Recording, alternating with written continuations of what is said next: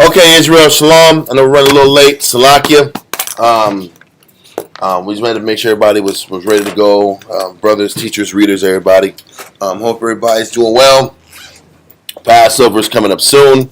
And we're going to wait for that time. April 12th is the Passover in Rochester, New York. Our second Passover is going to be in San Antonio. For those who can't make the Passover in Rochester, New York, is going to be May 4th. We're going to be shooting out the invites very soon. So please get your invites filled in so that there's no confusion. We are dealing with a particular count, and we can't really max out over that count. So just let us know if y'all want to be there, and you'll let us know that by the the response to the email, and we'll get that out to everybody as soon as possible. Once again, also shout out Kawakab and the congregation in Guatemala. It was a great class last night. If you guys didn't check it out, please go back to the Friday class and check it out. It was really powerful and inspirational, and I think anybody can get something from that topic. Also, Kazaki and SOW, Virginia Shalom, Houston, Quatazop, and Rochester, New York, Zion. Hope your brothers are doing well. And the camps and the brothers and sisters in those cities are doing well. We'll be seeing y'all soon, and hopefully we have some time to spend with each other and talk and rap and build with each other. I know we're so busy in our camps and our schools, we don't have a lot of opportunity to just download amongst ourselves. So hopefully we can do that this coming month. We're going to get our prayers up real quick. Imagine. What is Imagine? Barakatah Yahweh B'Hashem Yahushai. Barakatah Yahweh B'Hashem Yahushai. Ha-ha-wa-ha. Nothing at all. Award. Zayawam. The water. Aman. Bless you, Yahweh, in the name of Yahweh Shai that gives to us light this day. Thank you, so be it.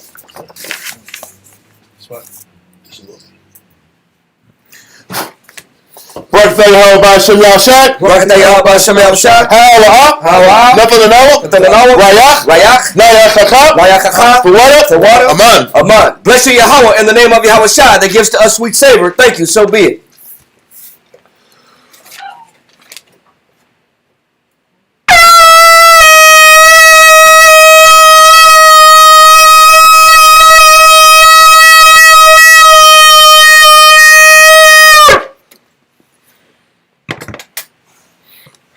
Amajim Mopaya Yerushalayim. Stand and face Jerusalem.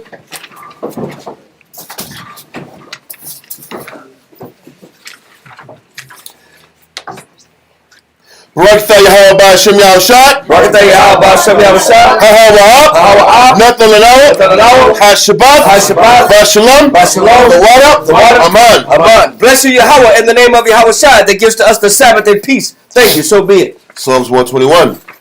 Anasha, Ayanyamya, Ahoyam, Ma'aya, Yabu'a, Isaiah, Yabu'a, Ma, Yahweh, Sha'isha, Shemayim, Wa'aratiza, La'a, Yanathan, Lamuat, Regalia, Yala'a, Nawam, Shashamayim, Hana, Yala'a, Nawam, Wala'a, Yashan, Shashawamar, Yashua, Yahweh, Shemaya, Yahweh, Tazalia, Aya, Yanyamya, Yad, Hashemas, Yala'a, Hakaya, Bayawam, Wala'a, Halabana, Balayala, Yahweh, Yashemaya, Makor, Rai, Yashemar, Napasha, Yahweh, Yashemar, Walakia, I will love. Aman. Psalms 121 in English. I will lift up mine eyes into the hills, from whence cometh my help. My help cometh from Yahweh, which made heaven and earth. He will not suffer thy foot to be moved. He that keepeth thee will not slumber. Behold, he that keepeth Yasha'Allah shall neither slumber nor sleep. Yahweh is thy keeper. Yahweh is thy shade upon thy right hand. The sun shall not smite thee by day, nor the moon by night. Yahweh shall preserve thee from all evil. He shall preserve thy soul. Yahweh shall preserve thy going out and thy coming in from this time forth and even forevermore. Amen. Israelite Credo. Shema Yasharala. Shema Yasharala. Yahweh. Yahweh. Eloheinu. Eloheinu. Yahweh. Yahweh. Echad. Echad. Shema Yasharala. Shema Yasharala. Yahweh. Yahweh. Eloheinu. Eloheinu. Yahweh. Yahweh. Echad. Echad. Shema Yasharala. Shema Yasharala. Yahweh. Yahweh. Eloheinu. Eloheinu. Yahweh. Yahweh. Echad. Echad. Deuteronomy chapter 6 verse 4. Hear, O Israel, the Lord our power is one Lord. Lord's Prayer. Abanoah, Shabbat Shemayim, Kodash, Hayah, Shamka, Yahweh, Malak Waskah, Baba'ah, Watazaka, Hayah, Aisha, Ba'aratazah, Kawah, Hayah, Bashemayim, Nathan Lanawa, Lacham, Kol, Yawam, Wasalachano, Chawatino, Chasalachano, Chawatino, Wala'ah, Tabiano, Barisawan, Abo, Hawashino, Mayan, Right, Kaya, Lakab, Amarakwa, Wahatapa'ara, Amen. Lord's Prayer in English. After this manner, therefore, pray ye, Our Father, which art in heaven, hallowed be thy name. Thy kingdom come, thy will be done on earth as it is in heaven. Give us this day our daily bread, and forgive us our debts as we forgive our debtors. And lead us not into temptation, but deliver us from evil. For thine is the kingdom and the power and the glory forever. Amen. Amen. 10 Commandments. La'ayahaya, Laka, Alahaya, Achoyim, Ayo, Panya. Thou shalt know the powers before me. Number 2, La'a, Ta'ina, Laka, Hasal, Wala'ah, Ta'ibana. Thou shalt not make unto thee any graven image, nor serve them. Number 3, La'a, Salach Wachat, Sham, Yahweh, Bashawa. Thou shalt not take the name of the Lord thy power in vain. Number 4, Zakor, Hayawam, Hashabat, La Kodash. Remember the Sabbath day to keep it holy. Number 5, Kabad, Abaka, Ya'amaka. Honor thy father and thy mother. Number 6, La'a, Zaratazah. Thou shalt not kill, murder. Number 7, La'a, Tana'a. Thou shalt not commit adultery. Number 8, La'a, Tagana. Thou shalt not steal. Number 9, La'a, Ta'ina, Shakur. Thou shalt not bear false witness against thy neighbor. Number 10, La'a, Ta'chamad, Asherah, Ra'aika. Thou shalt not covet anything which is thy neighbor's.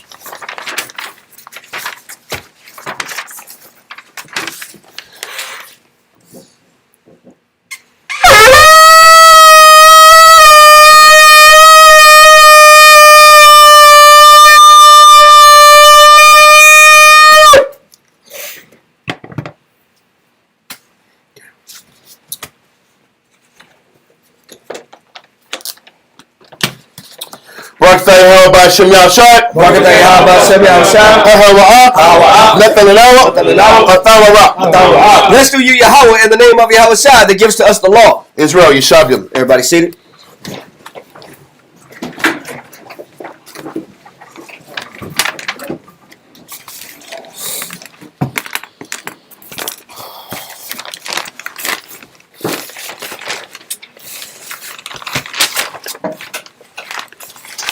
All right.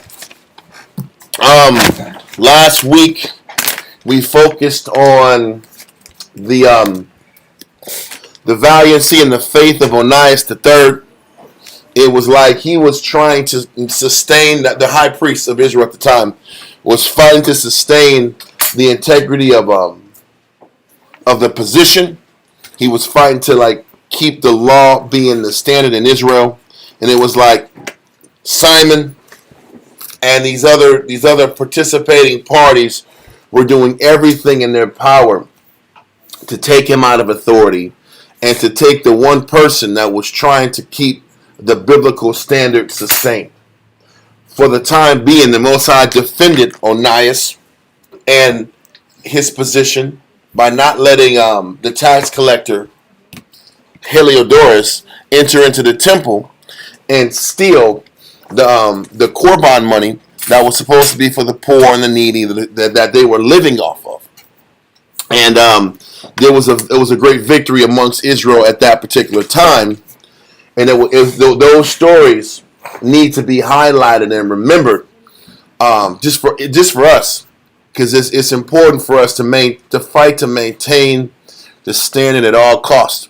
Fight to maintain living right, maintaining your spiritual dignity, and fighting for the people who can't fight for themselves. This is why leadership was called in the first place. It's to stand up for what's right, even though it might not be the comfortable position. To stand up for what's right, because the people who are weak and needy and spiritually deficient need somebody to stand up for what's right in that position. And that's also why we're building a school. As far as for the past 2 years, we've been trying to stack funds. We've been trying to work and save and do what we have to do. We're renting a building out, which is nothing wrong with that. But in the past, we've always had our own building, and we got to sustain ourselves and do what we want to do on our property. And it's independence is important. It's a major part of it. But also what's important is everybody who commits their life to this work, to see their hard-earned sacrifice, to see their commitment turn into a tangible blessing, is important for everybody that's doing this. God. What is the benefit of dedicating? What is the benefit of putting it on the line? There's got to be a benefit for that. And what we have fought to do this entire time is to get Israel to see the benefit of the commitment, to see the benefit of the dedication, to see the benefit of putting your life last and putting your desires on the back burner so that the body can be sustained. There's got to be a reason for that. Mm-hmm. And one of the reasons for that is to see that brotherhood works, dedication works, commitment works, sacrificing the things you want to do for the collective body works, and the repercussion of the sacrifice is that something is available for not just your generation, but for the generations to come to have access to. And you have a platform and an arena to apply the Bible. Because the Bible is not just meant to be read, it's meant to be lived. So when you have a body, a collective body in a camp, a structure, you could practice what it means to be forgiving. You could practice what it means to be charitable. You could practice what it means to be faithful and long-suffering and meek. You need a platform and a place to practice these Bible virtues. So a camp environment gives you that. So you got to fight so you can have the platform to pray for one another, to look out for each other. So with that being the case, going and reading about Onias' stand is commendable, and it's a beautiful story to hold on to. But with that being the case, what we're going to read on in a very short time is there wasn't a very long time that fight was able to be sustained for, because there was so much negative around him. And we're going to show how that negative ended up wearing on him and wearing on the people, and there was a very negative consequence behind that. I have a question. Mm-hmm. Is it very similar to, I know we've had in times past classes you can reference, going back to the kingships, when you had good kings and bad kings, and you always had this dynamic where there was outside influences trying to, I guess, push their own laws and culture or business principles on the king? Well, I would say this. A better way to explain it, we're going to go into it more detail in a little bit, is when you sit back here and look at how the Most High dealt with Israel from the beginning. There were times when there were strong kings, and the entire land and the people were in order with those kings, whether it was David, whether it was Josiah, whether it was Hezekiah. Those were three great kings that the Most High said they were almost perfect. Okay? But then you had kings who allowed negative to kind of like fester a little bit. Then you had negative kings that, if it wasn't for a few priests, or a few prophets, I should say, or a few priests, everything would have fell apart. But then, like for instance, when Jerusalem fell to the Babylonians, everybody had went left except for Jeremiah. So what ends up happening is, when the standard and the entire vibration of the majority of the leadership falls apart and dissipates, and there's nobody else to stand up for what's right, that's when the Most High realizes and understands, now it's time to sit back and turn this entire thing over. Yeah. Now it's time to turn it over and redung it because there's nothing good here anymore. The sins had gotten getting so bad, and we're about to read, the sins are going to get so bad, and it's by so many people that make decisions. Now the Most High is going to have to just do away with the entire regime in itself. It's almost a purge. He has to purge. He has to purge in order to get the people to rally back to want to serve the Most High. What we're going to start seeing is how the Most High does camps, schools, all regimes. When there's not enough spiritual fidelity, spiritual fight at the top, he's got to purge everything and start from scratch in order for things to get rebuilt the right way. It's no different than the physical body. When the body has taken on too many diseases or too much sugar or too much carbs or too much fat, you gotta go on a liver cleanse, you gotta do a kidney cleanse, you gotta do a respiratory cleanse, you gotta do a blood cleanse, a colon cleanse, because you've taken on too much impurity. Yeah. And so the body is no different. Yep. And then when the body starts to purge, you're sick, you're down, your body's weak. This is the Most High. This is the Most High putting into the body what's necessary to get out, so it can be strong and healthy again. Yep. There has to be a tearing down before there can be a building up. Well, we're going to sit back here, and like I said, Israelites for many generations talk about the wickedness of the Greeks, the wickedness of Antiochus Epiphanes, and I have yet to hear, besides Kawakab, explain that our actions open the door for Antiochus to sit back here and defile the temple. Just think about this. We just read in 1 Maccabees chapter 3 last week that when Heliodorus came into the temple, the Most High allowed angels to sit back here and beat this man within an inch of his life. Right? We just read that. Why would the Most High, a year or two, or maybe 3 years later, matter of fact, around 5 years later, why would the Most High allow within 5 years another Edomite to come in here and completely defile the temple? Heliodorus just wanted some money. He wanted a few hundred talents and leave. He wasn't coming to destroy the temple, was he? No. He wasn't coming to defile the temple. He was farming taxes. He was just trying to get bread for the empire. Most High allowed angels to almost kill that man. But the Most High allows Antiochus to come in there and sacrifice swine's flesh on the temple? It would On look, the altar? It would And look he like, sits yeah. back here and allows them to put Zeus in there to be the idol worshipped in the temple. Why would the Most High have angels whip on Heliodorus, who just wanted a couple hundred talents, and not destroy Antiochus for completely defiling the temple? It almost doesn't make sense if you look at it logically. But if you look at what we did, then it starts to say, okay, now I understand why the Most High allowed that to happen. What was you going to say? I cut you off. All I was going to say was that it would appear as if the Most High let it happen. Yes, It appears, well, he did let it happen. But I'm saying to a person that is not scripturally educated, they'll say the Most High didn't care. Mm-hmm. That's what people would say. When truthfully, it's like on a dynamic level, it's like an infestation in the house. If you don't keep your house clean, then you start to get these little German guys in there. Nobody wants a German They start guy. multiplying, Mm-hmm. and then they take over. But if you have a good householder, they'll make sure the house doesn't have leaks and waters and little gaps. And they'll make sure everything's clean and orderly, Yeah. so they don't have the environment for the infestation.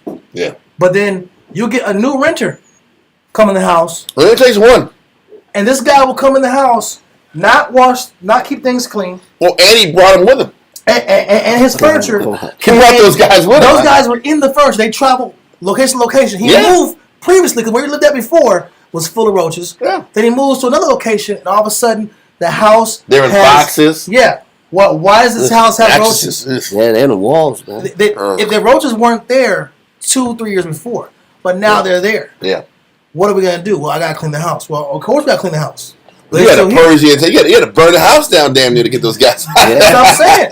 You had to burn the house down there. Dynamic. Yeah, bomb the house, Come man. on. I know, not burn it. You get my point. But it's the There's an extreme that you got to go It's through. extreme, yeah.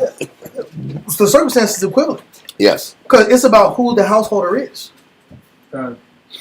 So, with all that being the case, and like Dalian's explained, there's a purging that has to happen in order for things to be pure again or clean enough to be managed.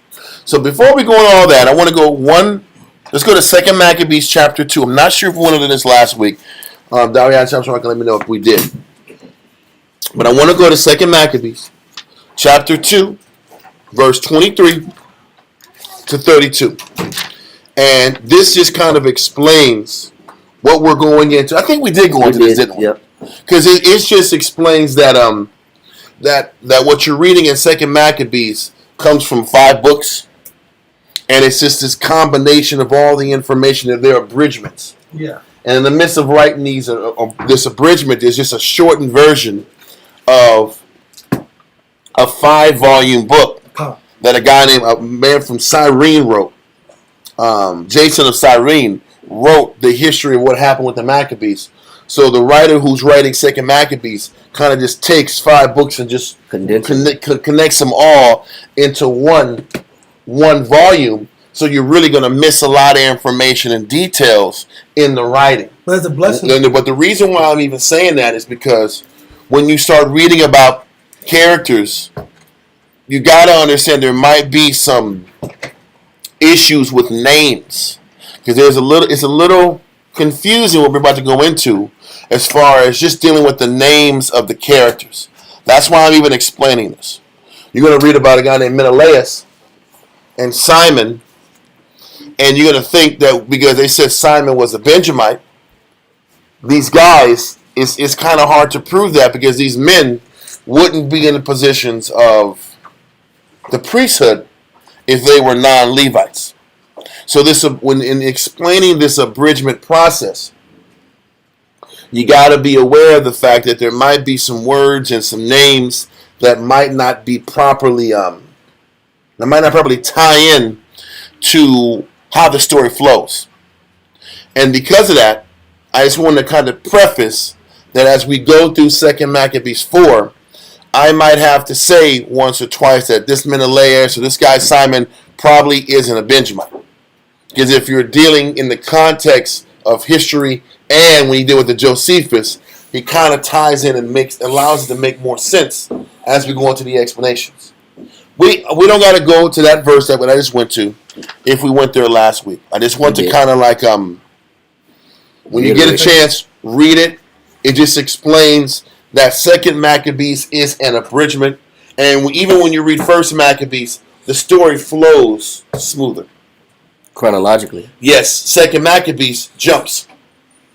You might get 2 Maccabees 3 through 5 is like a smooth story, and then 6 changes, and then 7 changes. So they're different stories wrapped into one. So whoever put it together just took important things, brought it in one thing. So there might be discrepancies just on the tribes and names of certain characters. Just be aware of that as we continue moving forward. Okay, the next verse I want to go into, or not a verse, it's an apocrypha. I mean a Josephus, Salakia. Let's go to the Josephus just for one paragraph. It's book 12, chapter 5, paragraph 1. Oh, salute, Karaya. Yeah.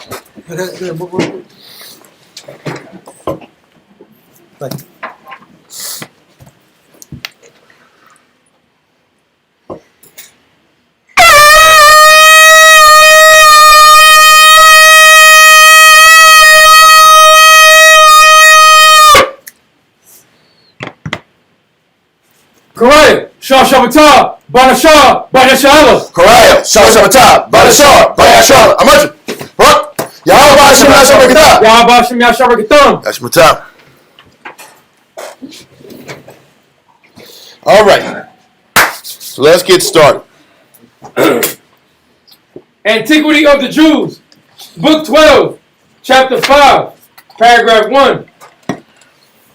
That's on page 322 in the Josephus. Line 237. About this time, upon the death of Onias, the high priest, they gave the high priesthood to Jesus, his brother. So listen, I don't want you to focus on the death of Onias. We'll go into all that later. So what they're saying is Jason or Jesus' brother, had the high priesthood. Let's continue. For that son which Onias left, or Onias fourth, was yet but an infant, and in its proper place. So, just for a record, this Onias III had a son. His name was Onias IV. He was sent to Egypt to be protected and groomed, because as you can see, it's going to be chaotic in the city of Jerusalem. So Onias' son is sent to Egypt to operate and stay there. Let's continue. We will inform the reader of all the circumstances that befell this child. Well, and so as you continue reading the Josephus, we'll read more about Onias IV when the time permits and he grows up and he's ready to roll. Read on. But this, Jesus, who was the brother of Onias, was deprived of the high priesthood by the king. So, what they're saying is, this Jesus, who ended up taking the authority later on, was initially looked over. And his younger brother, Onias III, was given the position a while back. So, when we're sitting back here reading in 2 Maccabees 3, and you're reading about Onias III and all his good works, before Onias III was put up to be the high priest, Seleucus IV had to determine which of these brothers should be the top guy. Seleucus IV said, I don't want Jason to be the high priest. He was the older brother. Normally the oldest brother gets the promotion. Okay. So I want to kind of set the tone from the beginning to kind of get an idea of where this chaos and where this fighting came from. What you're going to read in this paragraph was that Simon II, which was the father of these men, had 3 sons. He had Jesus, who was the oldest, Onias III. Then we're going to read he had a 4th son named Onias also. So he had 3 sons. But historically, Josephus is saying that Jason was passed over the first time and Onias III was given the position. Obviously, if you can put 2 and 2 together, he had more virtue. He was more reliable. He had a better constitution, spiritual constitution, and he was a better fit. He was a better fit for the priesthood than his older brother, Jason. So let's continue. But this, Jesus, who was the brother of Onias, was deprived of the high priesthood by the king. By King Seleucus IV. Read on. Who was angry with him and gave it to his younger brother. So this lets you know Onias III was the younger brother of Jesus. Read on. Whose name also was Onias. Okay. For Simon had these 3 sons. Simon II had 3 sons. Read on. Each of whom the priesthood came. Each of these 3 sons end up having a run at the priesthood. That's important also. So when we're reading in 2 Maccabees 4, you're going to read at different times all 3 of these guys had to run at the priesthood. Read on. As we have already informed the reader, this, Jesus, changed his name to Jason. For the simple fact that this man, Jesus, changed his name to a Greek name gives you an indication as to why the king was like, man, this guy ain't the one. Yeah. He's already that's like an Israelite who was given a Hebrew name, chooses an American name, Despises who he is. His Hebrew name. Exactly. And goes and calls his name Terry. Yeah. I'm gonna call myself Terry. Because you know what he's saying is, I really don't value my Hebrew culture at all. So I want to sit back here and show my Greek allegiance off rip. You know, our people still do it to this day when they're looking to get jobs. Mm-hmm. Yeah. They change their name to a name that's less ethnic so that they don't be classified and thrown out of hiring processes. Yeah. They change their name to a more an American name or Scottish name. Yep. And then they'll keep their name, and then when the boss calls them, gives them a short name for them, they just gonna accept it. A nickname. Yeah, they'll give you nicknames. Like, you're just gonna smile and smile and get some boss in their mind. Like, yeah, I hear you, Jay. I'm just gonna call you Jay. Okay, sir. Whatever you say, son. So the point is this. This guy, Jason, was already passed up by the king, Seleucus IV. Obviously, his character wasn't tied in as much as he needed to the scriptures, to his Hebrew culture. And then he changed his name later on from Jesus to Jason. It gives you a better idea as to how diminished he was and who he was as an Israelite, and how much he hated being an Israelite, and how much he valued being a Greek. Because listen, people just didn't change their names like they do now. They understood that their names had meaning and their names had purpose. All throughout the scriptures, people's names were attached to their character and to their cultural identity. That wasn't something that people scoffed at. Now, nowadays, people just name people whatever the hell is going on at that particular time. I'm going to call you Kobe. What kind of crap is that? I'm going to call you Kobe. That had nothing to do with your cultural heritage. But people do that all the time. They name their children after like pop culture icons. But back then, our names had meaning and had character and value. And this guy, as an older man in the priesthood, despised it and changed his name from Jesus to Jason. But let's continue. But Onias was called Menelaus. So this Onias, the third son, changed his name also to another Greek name. The only person who kept his name was Onias the third. The other two brothers said, "No, we're not really about this. We're going to sit back here and change our name to a Greek name." It lets you know that Jason and Menelaus weren't really about their culture. It's good for business too. It's great for business. So they put their business over their culture. They put their business and their goals and their dreams over who they were. But the problem is, you got two high priests. These guys are top government officials in the land. Remember Ptolemy the fourth said when he called Eleazar the king. Remember that? Mm-hmm. Yeah. He said, "Yeah, let me write the letter to your king," because they looked at the high priest as the king, as the top political official in the country. So now you got two of the three top political figures of the countries didn't want to be Israelites no more. And we know this, with Esau's kingdom, we know that Esau always adapts to the different regimes per country. You go to different countries, when the regime changes, he adapts his policies to those changes. Well, for his benefits. Well, yes and no. When I got to give the Greeks, and I got to give the Persians, and even the Babylon, well, I'm going to say the Persians and the Greeks. Until Antiochus Epiphanes, they were okay with us being who we were.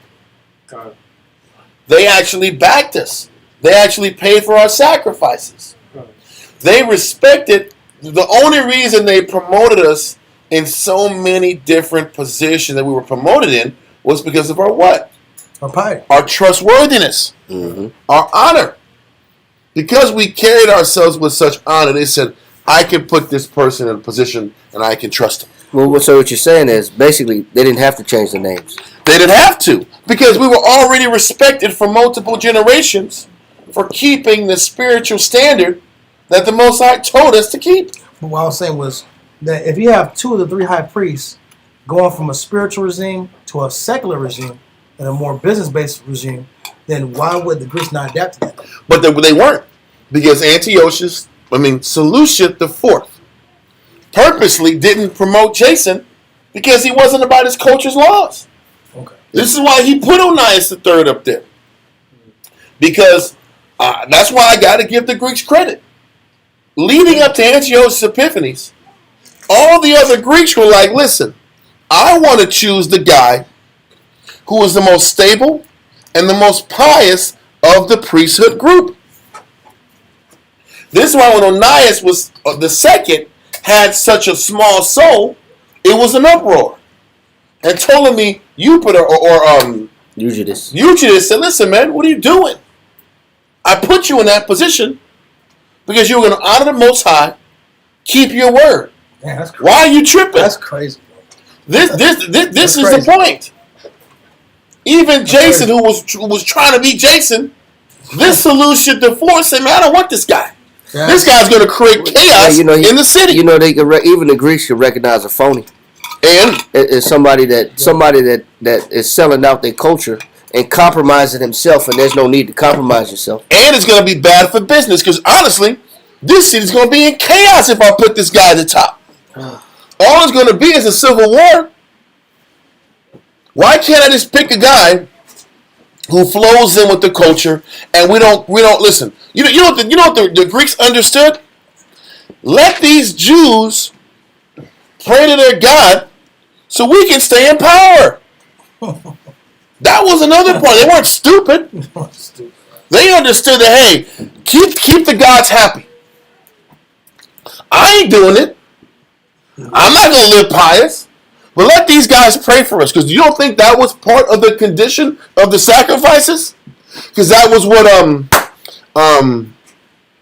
the second leader of the Roman Empire. Not Tiberius. Tiberius was third. Who was the second? Augustus. Augustus said, listen, man, I will pay for your sacrifices. Just pray for Rome. So we can keep killing and murdering and staying on top of power. Stay on top. Listen, I will give you your daddy said, you want animals? I will give you animals. Just when I give you these damn oxen and calves and sheep, send a prayer for your boy. Yeah. Send a prayer for Rome. That's what he was saying. That's what all the nations understood. This is why Seleucus said, listen, I don't like this guy, Jason. Onias III, you're about this life. I'm going to back you. So the Greeks understood this. This is why when you get to Antiochus IV, he was so opposite of his predecessors. He was the one that didn't have honor, and we're going to explain that as we go into class. So let's continue. Time. It says, this, Jesus, changed his name to Jason, but Onias was called Menelaus. Menelaus. So you had you had Jason, which is the first. Or Jesus or Jason. Jesus changed it into Jason. He was the oldest. Onias the third was the second son. And Menelaus, or Onias, was the third son. Let's continue. Now, as the former high priest, Jesus raised a sedition against Menelaus. That's all I want from them. Right. We'll get to the rest of that stuff later. I just want to set the tone on the three sons. So these three sons, these three men at the top of the leadership position of the nation, what we're going to read in chapter 3 and 4 is remnants of this back and forth striving for power. So let's get to 2 Maccabees chapter 4 verse 1. We're going to take our time and really go through this. 2 Maccabees chapter 4 and verse 1. Page 142. Now don't forget, we just read in chapter 3 that Heliodorus says, you know what, man? When he talked to Seleucus the Fourth, the only way we're going to get this money, send your greatest enemy up there. So them angels can whip on him. Heliodorus was like, man, let these people alone. That money is God's. And then later on, Heliodorus killed Seleucus the Fourth. Okay? That's where we left off. But the lesson for everybody in the Greek land was this temple is holy. And the Most High God is there. So back off these guys. And let's not press them on this Korban money.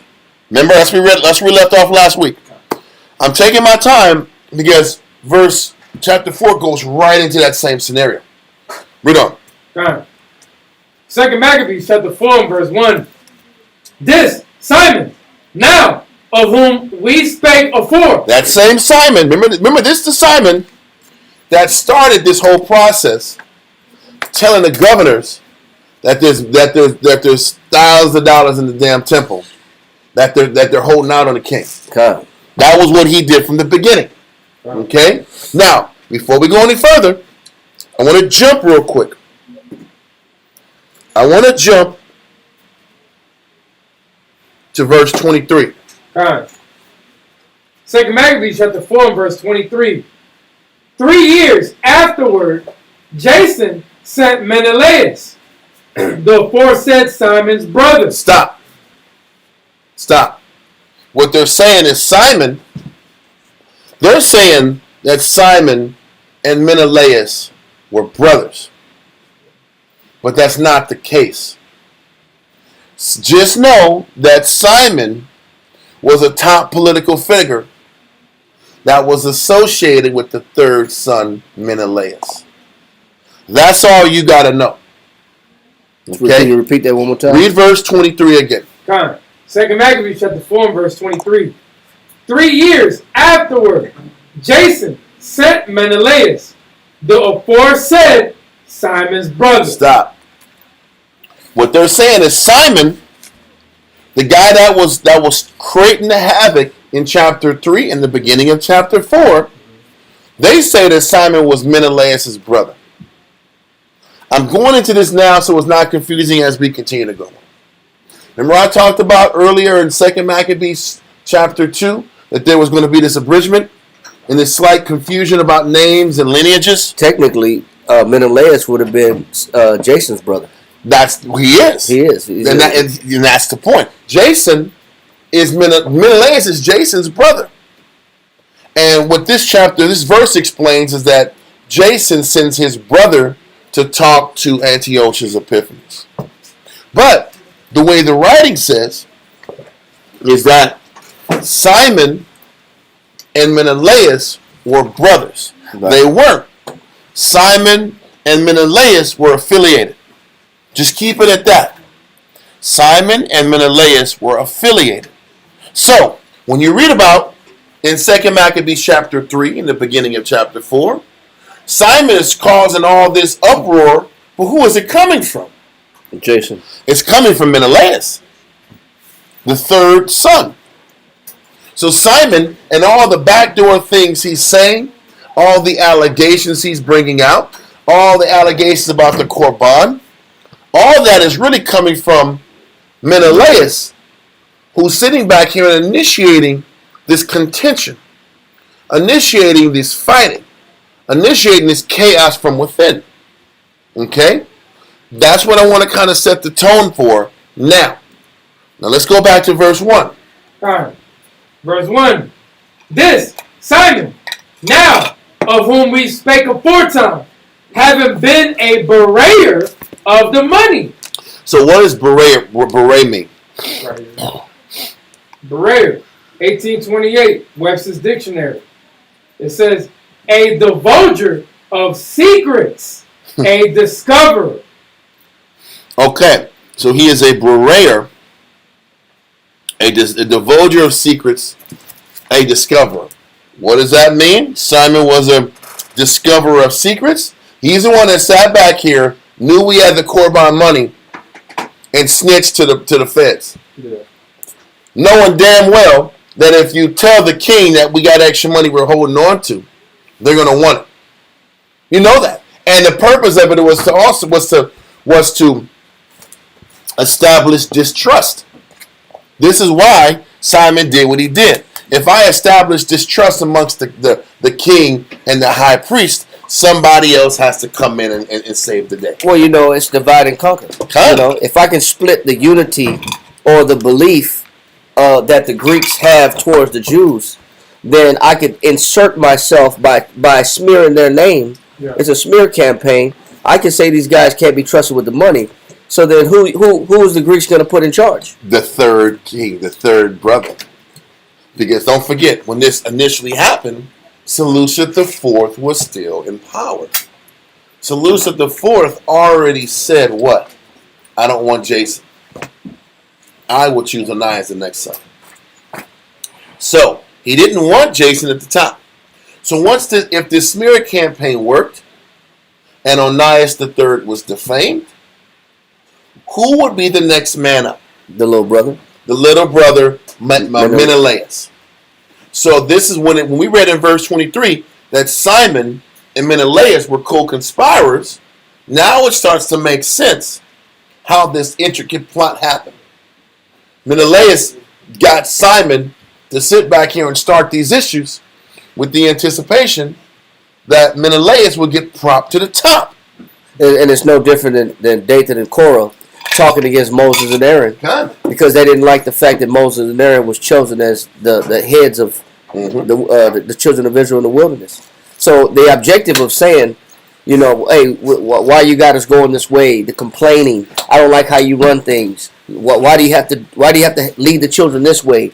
The complaining is just to bring in the notion we shouldn't follow you, so that we can insert ourselves as leaders. Because you're going to question the create decision making, create doubt. So now, if I get Seleucus the Fourth to not trust Onias the Third, now we're going to sit back here and choose Menelaus. So Simon made these moves in secret.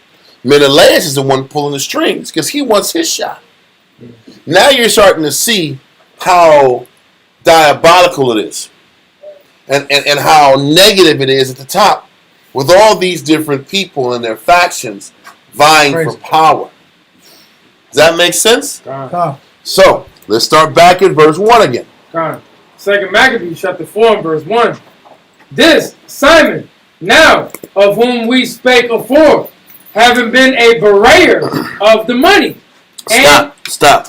The betrayer of the money is just, once again, Simon's the one who snitched and said the Korban money is this money is really there for you or to stash it. Yes. He basically disclosed where the money was at. I'm just going to read it for the people who didn't hear it earlier. Okay. Let's go to 2 Maccabees chapter 3, verse 4 through 6. 2 Maccabees 3, 4.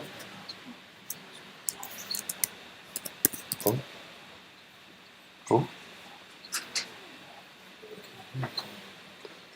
And 15 minutes each. 3 verse 4 through 6, right? In chapter 3, 2 Maccabees. 2 Maccabees 3 verse 4 through 6. Read that. 2 Maccabees chapter 3 and verse 4. But one, Simon of the tribe of Benjamin, who was made governor of the temple. And like I said earlier, that Benjamin thing, I think this is an aspect of being lost in translation because you're not going to be the leader of the temple being Benjamin. Okay, well, let's continue.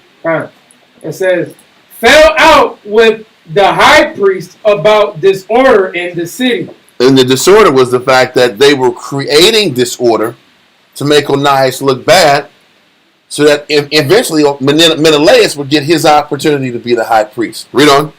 And when he could not overcome Onias, he got him to Apollonius, the son of Tharseus, who then was governor of Seleucia and Phoenice. So when he couldn't sit back here and reason with Onias to go Greek, then he went over the top of him to try to get the laws on.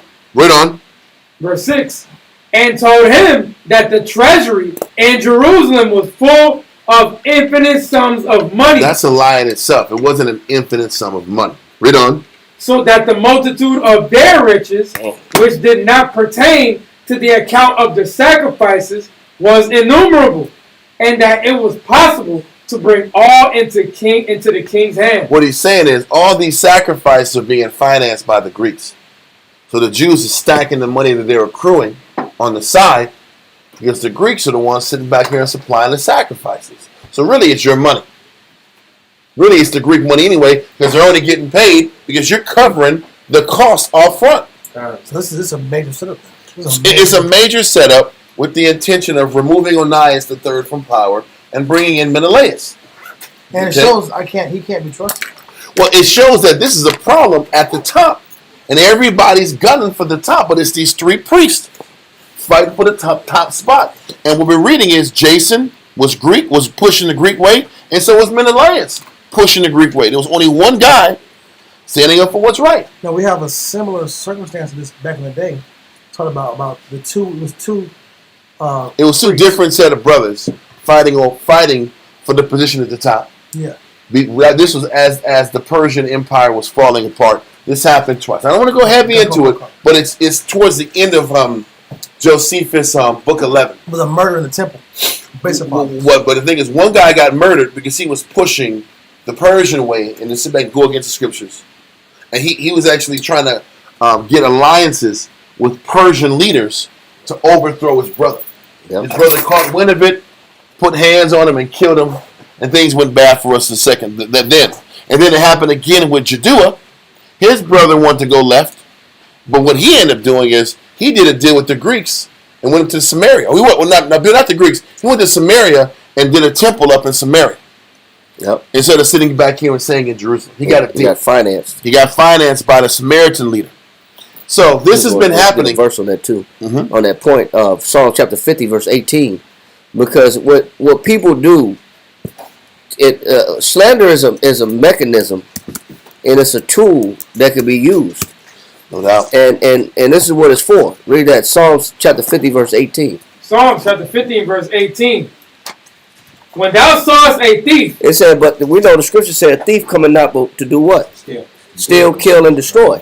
So slander is different tools that's on the utility belt of a wicked person. Yes, that's one of his tools. You know what I'm saying? He got all kind of wicked tools on his belt. You know, but slander is one of them. He said, when thou sawest a thief, read on. Then thou consented with him. Go ahead. And have been partaker with adulterers. Go ahead, but this is what slanderers and wicked people will do. Read on. Verse 19. Thou givest thy mouth to evil. What do they do? What does a slanderer do? And thy tongue. It says, a slanderer or a thief giveth his mouth to what? Evil. He giveth his mouth, he start talking evil. I start talking evil about people that don't deserve to be spoken evil about. I'll manufacture, create the evil. Read on. And thy tongue frameth deceit. And I start framing deceit. So that's a tool that a thief will use to gain power. It's a smear campaign. I'll lie on this individual. Yep. I'll berate secrets. I'll start making up stories about this individual, saying I saw this person here even though I didn't, or saying I know this person's guilty and even though I have no evidence and proof. I'll start causing doubts. Because the problem is that when you say something like that, some people are going to believe it. Some people are going to believe it. Because most people want to see the worst in you anyway. Yeah, that's right. They want to hear a report, and they want to see that you're corrupt. You're stealing all the church money. Yeah. And he said, no, I didn't. I know it. You got to prove it. Think like this. See, can't trust him. Can't trust him. And you look at him like, Barakatah. I think that you are like you did the file stuff. Just because somebody threw a little statement out there. But that's all it takes. I know. All it takes is somebody just creating this evil to cause distrust, doubt in anybody. Yep. You know? Listen, doubt in an already divided country. And he's showing you also, he says, this is the manner of an adulterer. Adulterer will start talking bad about the husband, the wife's husband. Man, you know, men, you know how men are. You can't trust them. If I was you, I wouldn't trust him. Hey, I saw him over there in the alley with them left-hand chicks out here. You know, I saw him. If you ask me, he ain't coming straight home from work. Yeah. He's not coming straight home from work. Seeds in the house. She's planting seeds of evil in the house. Yeah, but that's what an adulterer will do. It's going to create doubt with the wife. But that's what a thief going to do to get something. What's the intention? To get you to sway my way. Right. Because don't forget, I'm trying to paint the picture. These were the three elites at the top. Didn't the Most High call Israel what? We're what? As far as an animal, we're sheep. Yep. We're going to follow whatever influence is the strongest and who creates the more compelling case to be followed. Onias is just sitting here doing his job. But everybody else is got to create their case to explain why not to follow Onias. Yep. And this is where the slander kicks in. I was going there. You jumping the gun, but you're good. That's perfect. That's a good. No, you're good. But keep going on your point. Go on your gun. Go ahead. Because the slander continues. This is the beginning of slander. Yeah, but then the slander in the chapter, the slander keeps happening. Yeah. It gets worse. I'll tell you, the slander gets worse. I believe it, but I just want to show why do people do it. Yes. They do it because it's a tool to take something from somebody. Yes. It's a wicked tool used to pry leadership out of somebody's hand. Read on. Verse 20. Thou sittest and speakest against thy brother. And who are you talking against? Yep. And in this case, it's actually their own brother that they're speaking against. Yep. They're lying on their own brother, saying he's got all this money, it's infinite sums of money. Yes. Read. It says, Thou sittest and speakest against thy brother. Thou slanderest thine own mother's son. It said people would do this to remove a person from leadership, or to take away the trust that people have in other people. I want them to trust me, so I'm gonna rob that individual of the trust by lying, by fabricating stories. Because that was the power of Onias. It's sickening, bro. Yes, it's sickening. But this is what people do. They start talking smack behind your back, saying things that aren't true. Yep. But why are they trying to do it? They're trying to remove you. Because it's envy. I don't want what you got. I don't want the spot you got. So I gotta discredit you as much as I can, so I have a shot. Don't forget, this is still at this time, Seleucid was in power and didn't want Jason. Yep. So the next man up was Menelaus. We just read Simon is connected to Menelaus.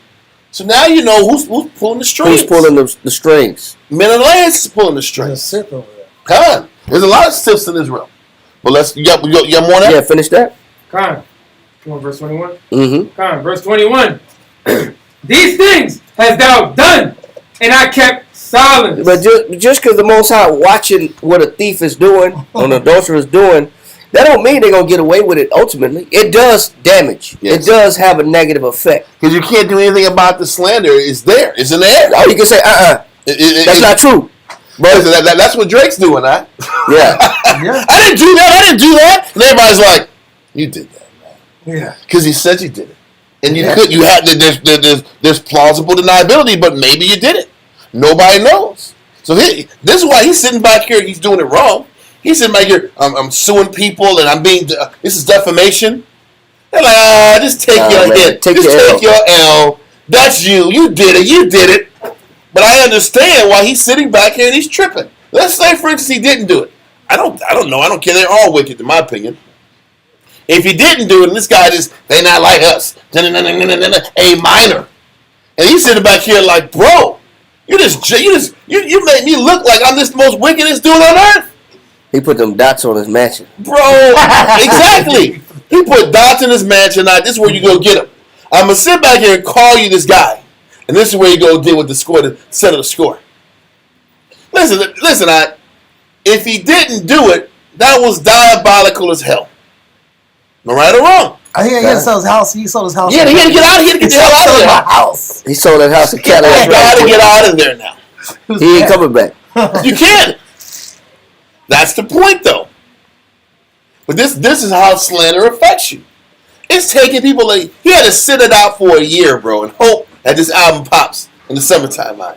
You better hope this summer album pops out. You better have a great It better be a great album. Because people are still, he got to do something to get that slander out of people's minds. It's following them now. It's following him. And the longer he stays out, the more that stigmatism is there. I told you it was true. I told you. Yeah. I knew he was. That's why he ain't making no music. He ain't been the same since he got outed. Look, you see how he can go turn on you? It's just a claim, whether it's true or not. Yeah. And this is a quote from Willie Lynch, but it's true. It says, "I shall assure you that distrust is stronger than trust, and envy is stronger than adulation, respect, or admiration." 1712. Mm-hmm. It is saying people know that negative energy, a lot of times, it's easier to feel. It's easier to feel than positive energy. You got a strong case when you got some negative words and intentions behind it. You create a strong case. Exactly. Whether it's true or not. And obviously here in the scriptures, it wasn't true. But Menelaus, like Simon, say this, and this. You got the people's ear. Say it. If you say it, they're going to listen to it.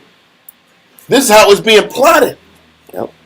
You still got more on that? Yeah, the Most High just said he's watching the whole thing. Yep. Read on. Okay. These things hast thou done, and I kept silent. They said, but yeah, the Most High just be sitting back watching how people play games.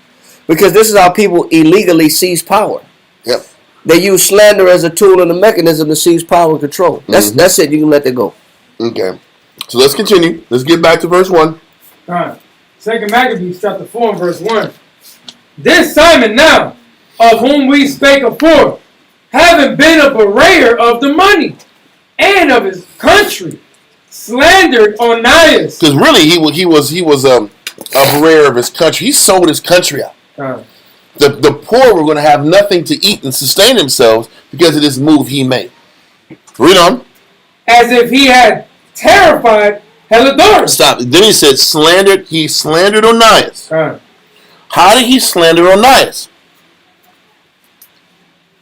Really? Con. It says, as if he had terrified Heliodorus and been the worker of these evils. So what he's telling the people, Heliodorus had his story. He got the hell out of Jerusalem and told his king, listen, bro, God did this.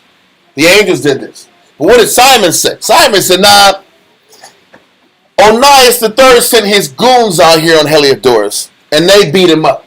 That's why he ran. Yeah. This is a slander. Onias III has his goons. And he sat back here and disrespected the Greek treasurer.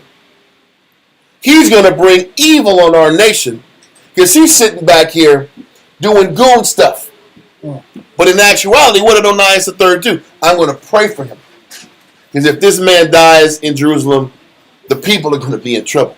He did the opposite of what the slander comes out. Yep. But the people that want to hear Simon are going to want to hear what he says anyway. He says, yeah, you see how quickly Heliodorus got out of there because he sent his hitman out here to do it. And it benefits evil people to believe in evil. That's my point. Decisions.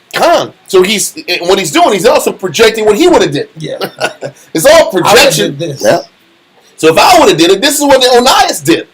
But it's constantly, the problem is it's scary that this is slander. Another word for slander is propaganda. Yep. It's how you spin an idea. It's how you spin a thought and a concept.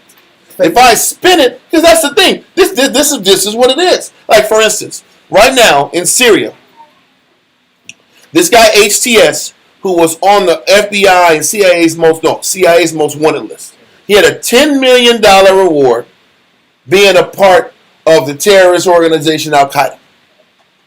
He comes in to Syria, takes over Syria, funded by the Turks and the Israelis, right? They put him on 60 Minutes in a suit and tie, and they shaved his hair down. He did an interview, and now he's a good guy. And he's a liberator of Syria. But after the news show, they come in here, and his men are executing Alawites, which are a rival Islamic belief of the Al Qaeda belief system. They're literally, if you see it on Twitter, people are tied up on their knees, and they're getting taken out execution style. Then some people are on their backs, flatten their backs, and they're rolling military trucks over. Boom, boom, boom, boom, boom. Boom, boom, boom, boom, boom. Then they're sitting back here. Other images I've seen, they're going into their homes, killing women and children, smiling and filming it like it's a good thing. But this is their people. So they're killing rival Islamic groups, and they're killing Christians in Syria. But nobody is saying anything about it. Trump ain't saying nothing about it. Rubio ain't saying nothing about it. Secretary of State. Nobody's saying nothing. But then they'll say, oh, Bashar al-Assad, he was a dictator. He was killing innocent people. Who's killing the innocent people? Al-Assad allowed all these different ethnic groups to operate together in harmony. But he's a dictator because years ago, Obama came to him and said, listen, we want to run a gas pipeline through Syria. From Saudi Arabia through Syria. He said, no, I don't want to do that. And they said, listen, if you don't do it, we're going to let everybody know that you're a dictator. And we're going to come get you and take you out. So I'm going to slander you because I don't get... I'm going to slander you because you're not giving us a deal in this oil. You're not letting us run our pipeline through Syria. Crazy. And Bashar said, no, I'm not going to do that. I don't want to do that. I'm loyal. I don't want to get into this business between you and Russia. They couldn't use the weapons of mass destruction game again. So what they said is that Bashar al-Assad is a dictator. So what did the U.S. do? You're a dictator, and we're going to go to the east of Syria and invade it. And they invaded eastern Syria and took their only source of income. The way that Syria sustains himself is from their grain, a surplus, and their oil. Oh, that's when Trump said, we got the oil. We have the oil. We have the oil. The oil is secure. The oil is secure. Yeah. listen. That's the point. And he wasn't supposed to say that. He didn't know what he was doing. He didn't know he was telling like the oil. secret. That. Such a good move. Yeah, we got Well, it's secure. We're in power. We got control. But the problem is this: you sat back here and took the two things that feed the entire nation. What happened is this: before that happened, they set up the Arab Spring amongst all the region. Most of the countries fell. Syria did not fall because Syria asked for Russian assistance to stop the invading mercenaries. So it worked. He was able to sit back here and overcome the Arab Spring in 2011, but the powers that be, they kept pushing until 2025. They got him 14 years later. People say that Bashar was kind of a weak leader. Probably so. Point is, they got him 14 years later, but what they did before they got him 14 years later, they strangled them by taking their financial resources from them. Because right after the Arab Spring, in the midst of the casualties of that war, America didn't win. They didn't regime change, but they got their one source of income. Their two sources of income: grain production and oil. So now they can't trade to nobody. And they sanctioned Syria. So they sanction them for whatever little resources they got. They have America on the Far East. Then they have ISIS right outside protecting the U.S. bases. So you had the United States in the Far East that had all the oil and all the wheat. Then you had ISIS right here, blockading them. So say, for instance, Syria wanted to go get their shit, they had to go through ISIS and the United States. And then you had foreign terrorist groups up north. So you had terrorist groups up north and Far East constantly pressing on Syria. And then Israel from the southwest was bombing them. Yep. For 14 years. And encroaching on their territory. From Israel, from the southeast, coming up from the southwest, is you got Israel. United States and ISIS are coming from the east. Then you had other Turks. No, it wasn't the Turks. It was another group. I forgot their name. That gives Houthis. No. They're a rebel group that the Turks have a problem with because they press up north and they're pressing south. The way Esau breaks you is if they can't beat you hand to hand, they're just going to finance a bunch of rebel groups to press on you. So you had ISIS and another group up north, and they kept pressing. Then you had a Russian military base far west. But the pressure was from the north and the east and from the south. So then the Turks financed this attack and this coup in 2024. Bashar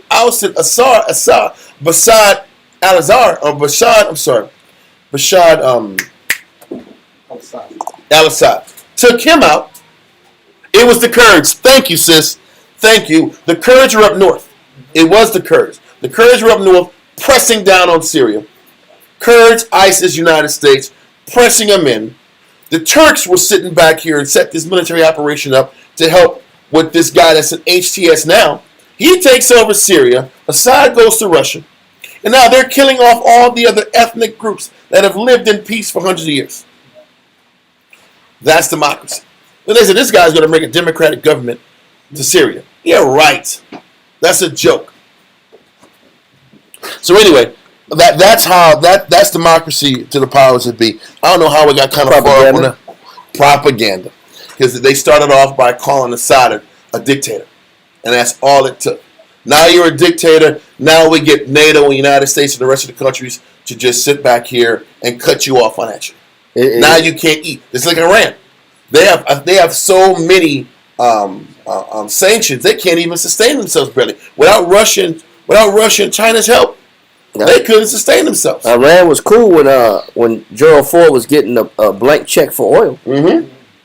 When he wrote a blank check for weapons, and in return they were getting. They said and around Gerald Ford's presidency they were producing about 800,000 barrels of oil a day. But then what they don't tell you is how they got that oil. They killed Mossadegh in the 50s. They set up a coup and they took out the president that wanted to nationalize their oil. They killed him out in a coup, and they brought the Ayatollahs in there. They brought them in there to get the deals in the oil, and then a couple generations down, the Ayatollahs said, "No, we're not doing this crap no more." But the guy that was really taking care of Iran, they killed him. It wasn't until that hostage situation with the airplanes. And this, People don't realize Iran was a regular society. Women was wearing skirts. They were dressing like American people. Progressive. They were progressive. Then all of a sudden, they turn into weirdos. Just having you get to see their eyes. They financed that. America financed that. They took out the president that was sitting back here and trying to strengthen their country, took him off the board, put the weirdos in there, got deals for it. Then they said, no, forget this. We're not doing no more deals with you. Then we're going to sanction you. We're going to sanction you. It all starts with slander. Just like they said, the president of Libya was this dictator. How are you a dictator when he made a vow to his people? I am not going to build a house until everybody in my country has a home. Gaddafi. Me and my mother are not going to. We're going to live in tents until all my people have a place to stay. Free education. Then we'll get our tent. Well, before the free education is, we're going to all have a home. I'll make sure the people have a home before I get a home. Then the free education came in. Then when you're married, you're going to get $20,000 in whatever Libyan money it is to start you guys off. Free education, $20,000 in your bank account, a home to start your family. That was the deal. But then he came in and said, let's sit back here and monetize the African dollar. You got to die now, bro. Yeah, when he created that African dinar. He talked about the dinar, and that was when we got to kill you. Then we got to embarrass you and shame you on television. Because they just didn't kill him. They shamed him. They violated him on television. Then they killed him. But that's what slander starts. When you slander somebody's name, then all of a sudden, okay, listen, the butcher of Baghdad was Saddam Hussein. Was he really the butcher of Baghdad, or he was okay when he was sitting back here fighting the Iranians for power and position? He was okay then. Yeah. Would not slander come from envy? Well, it's envy. It is envy, but it's also I want to take what you got. You're jealous of what somebody's got. It's a thieves. It's a tool. It's a manipulation tool because once again, everybody focused on Iraq.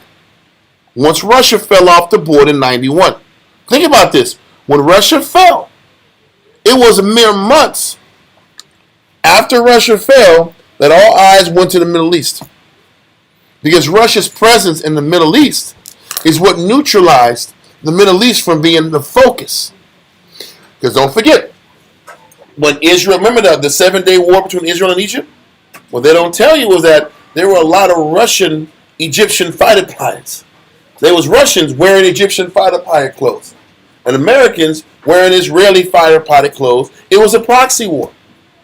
Russia was backing Iran. United States was backing Iraq.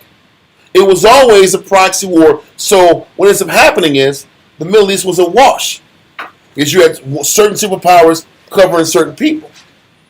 So, hey, even Afghanistan and Russia, the United States was backing Afghanistan. It weakened Russia. That war weakened Russia, and it was the last major war that Russia fought before they collapsed. But that was designed, too, to break them and weaken them financially and militarily. So that fell, and then all of a sudden, the Middle East was wide open to be taken. Then all of a sudden, now we're going to turn on Saddam. What they don't tell you is that the Kuwaitis were doing slant drilling into Iraq's territory. They don't tell you that the Kuwaitis were doing slant drilling under orders by the United States to slant drill in Iraq. Saddam sits back here and says, listen, he calls the Bushes, because the only people who had the slant drilling technology was the Bushes, because the Bushes had their own oil fields in Texas. So Saddam says, listen, man, the Kuwaitis are sitting back here slant drilling on my property, on my land. I'm letting you know, can y'all do something about this? And they said, no, that's none of our business. Whatever you guys do in your countries is your business. So Saddam says, fine. Then I'm going to go into Kuwait and get my stuff back.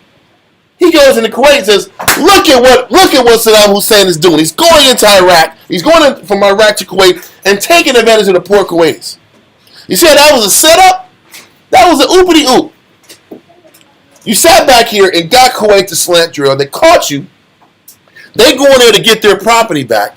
Then you say you're sitting back here and taking advantage of Kuwait's sovereignty. That was a chess, now we got to come in here. play. It was a chess play. Now we're going to come in here and whip up on Iraq. and put you guys on sanctions and break you. And then from that time on, from the Persian Gulf War all the way to the 2000 shock and awe, killing 500,000 Iraqi kids and completely taking out Saddam and bringing Iraq into complete chaos while they control it. That's how they played the game. Anyway, that's all the power of slander, propaganda, however you want to say it. So, now, we kind of went off on a tangent. Let's get back to 2 Maccabees chapter 3. Can you close the door, please? It's that time, I'm crying. It's that time. Darwin, let's get sit in. Yes.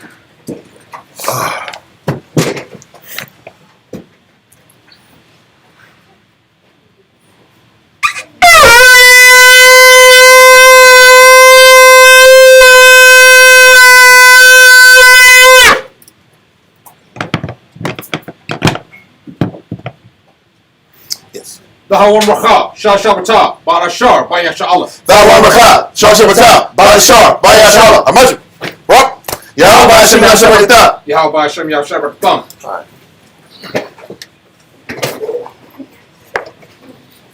All right. So, we're going to start back from the top.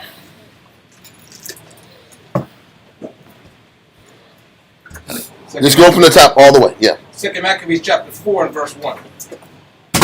This Simon, now, of whom we spake afore, having been a betrayer of the money, He was the one that sat back here and was doing all this digging unnecessarily and brought something to light that wasn't supposed to be brought to light. It wasn't even the affairs of the Greeks anyway. Read on. and of his country, slandered Onias. And that was what Shamshon was mentioning in Psalms about the slandering. And they slandered Onias, meaning lied, brought a false claim saying what? As if he had terrified Heliodorus. They're saying, listen, Onias, when Heliodorus came in here on a diplomatic trip, and the responsibility of the Greeks was to come in here and take this tax money.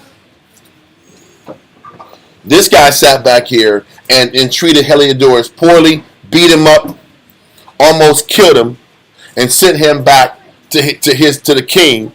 And Onias is a menace, and he's bringing death and destruction to Jerusalem. We have to do something about it. See, now, this is the definition of a sellout. The way that the priests rode leading up to this point, we weren't sellouts. What do? There's a difference between selling out, meaning you're kissing the leadership's butt, and you are adapting to all their nuances culturally, versus you keeping your spiritual integrity and your cultural integrity while obeying and respecting the powers that be. Those are two different positions. You don't have to sit back here and give up your culture to be in order with the powers that be. That's the sellout. That does what he's told, pays his taxes, and sits back here and dresses and acts culturally like the nations. Versus maintaining your culture, obeying and having a good rapport with the powers that be. Those are the two differences. Okay. Israel wants to sit back and say both the sellouts. He wants to keep your culture, don't pay your bills, don't pay your taxes, don't be in order. That's never where you see it in the Bible.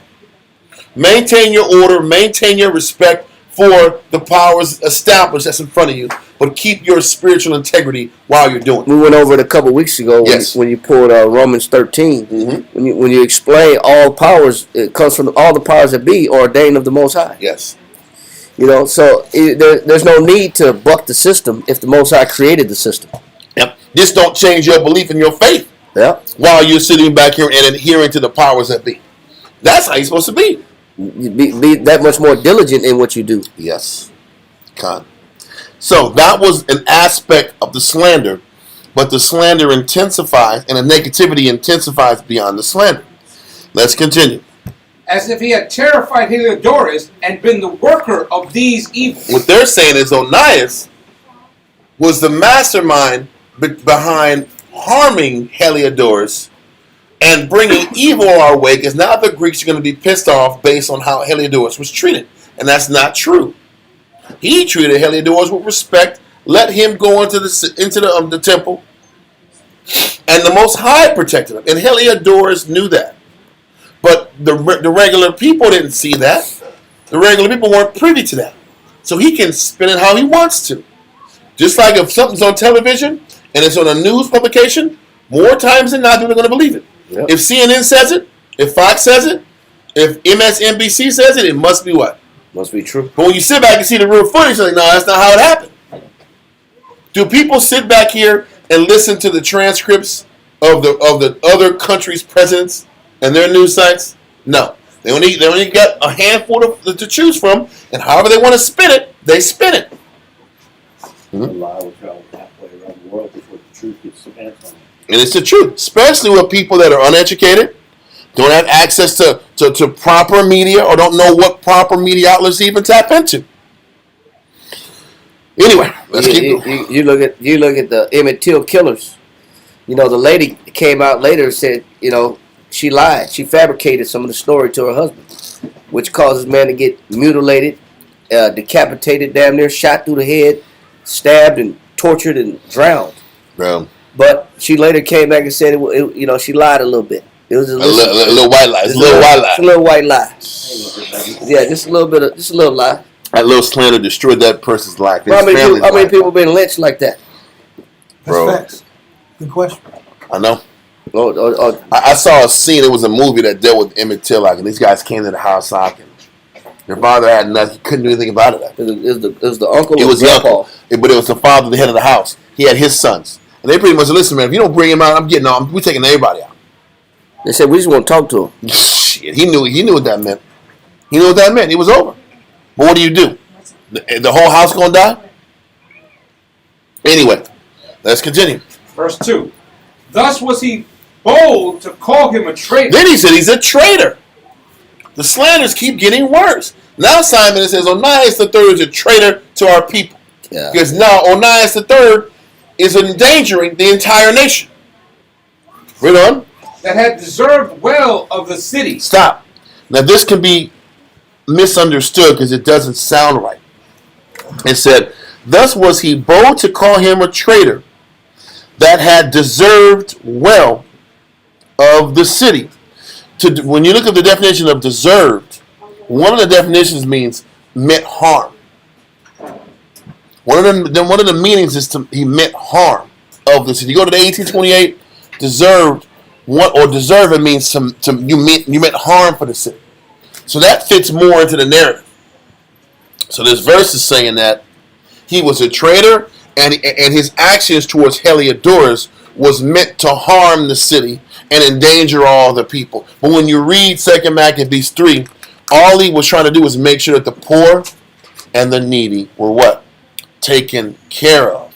But can't you see how he's stirring people up? This guy is like, man, this Onias wants everybody to fall. He wants y'all to die. He don't give a damn about y'all. And he's talking this to the people. The people are getting inflamed. It's causing chaos in the city. He's literally starting a civil war. So he said that had deserved well of the city, meaning desired harm of the city. Read on. And tender his own nation. When you sit back here and read tender, the 12th definition is a long down the way. Tender meaning it was apt to give pain. So what he's saying is he was trying to bring pain to Israel. This guy Simon is like, this guy was trying to bring pain and suffering to the people. When in actual, he was trying to bring pain. When in actuality, Onias was trying to bring peace and to protect the poor. This guy is like, no, this guy was trying to bring pain and suffering to us. He's going to bring these Greeks back to our city and cause a collapse. Y'all keep listening to Onias. He's going to bring y'all to death and destruction. And you know Jake is sitting back here simple and want to be mad anyway and want to blame somebody for why their life is hard. This is how he's inciting a mob. This guy is inciting a mob. So read that verse from the top again. Verse 2. Thus was he bold to call him a traitor, that had deserved well of the city. So he deserved, he meant harm to Jerusalem. Read on. Tendered his own nation. And he's trying to sit back here and bring harm to the nation. But why? And was so zealous of the law. Because of the law. Oh, man. He was saying because he was trying to follow the law so much, he's bringing hell to the city. He's bringing harm to the city because this guy's trying to be so much about the law. Oh, he said he's trying to be over righteous. That's my point. He's trying to be so much about the scriptures. He's bringing hell to the city. He's trying to Korban this money is for the poor. So he's trying to bring hell to the people. He's the cause of our eventual so it's downfall. almost like, they say if you can't beat them, join them. That's not actually the case. Kinda. If you can't beat them, slander them. That's the point. That's the lesson. Slander them and report them up to the governors. Abuse their name.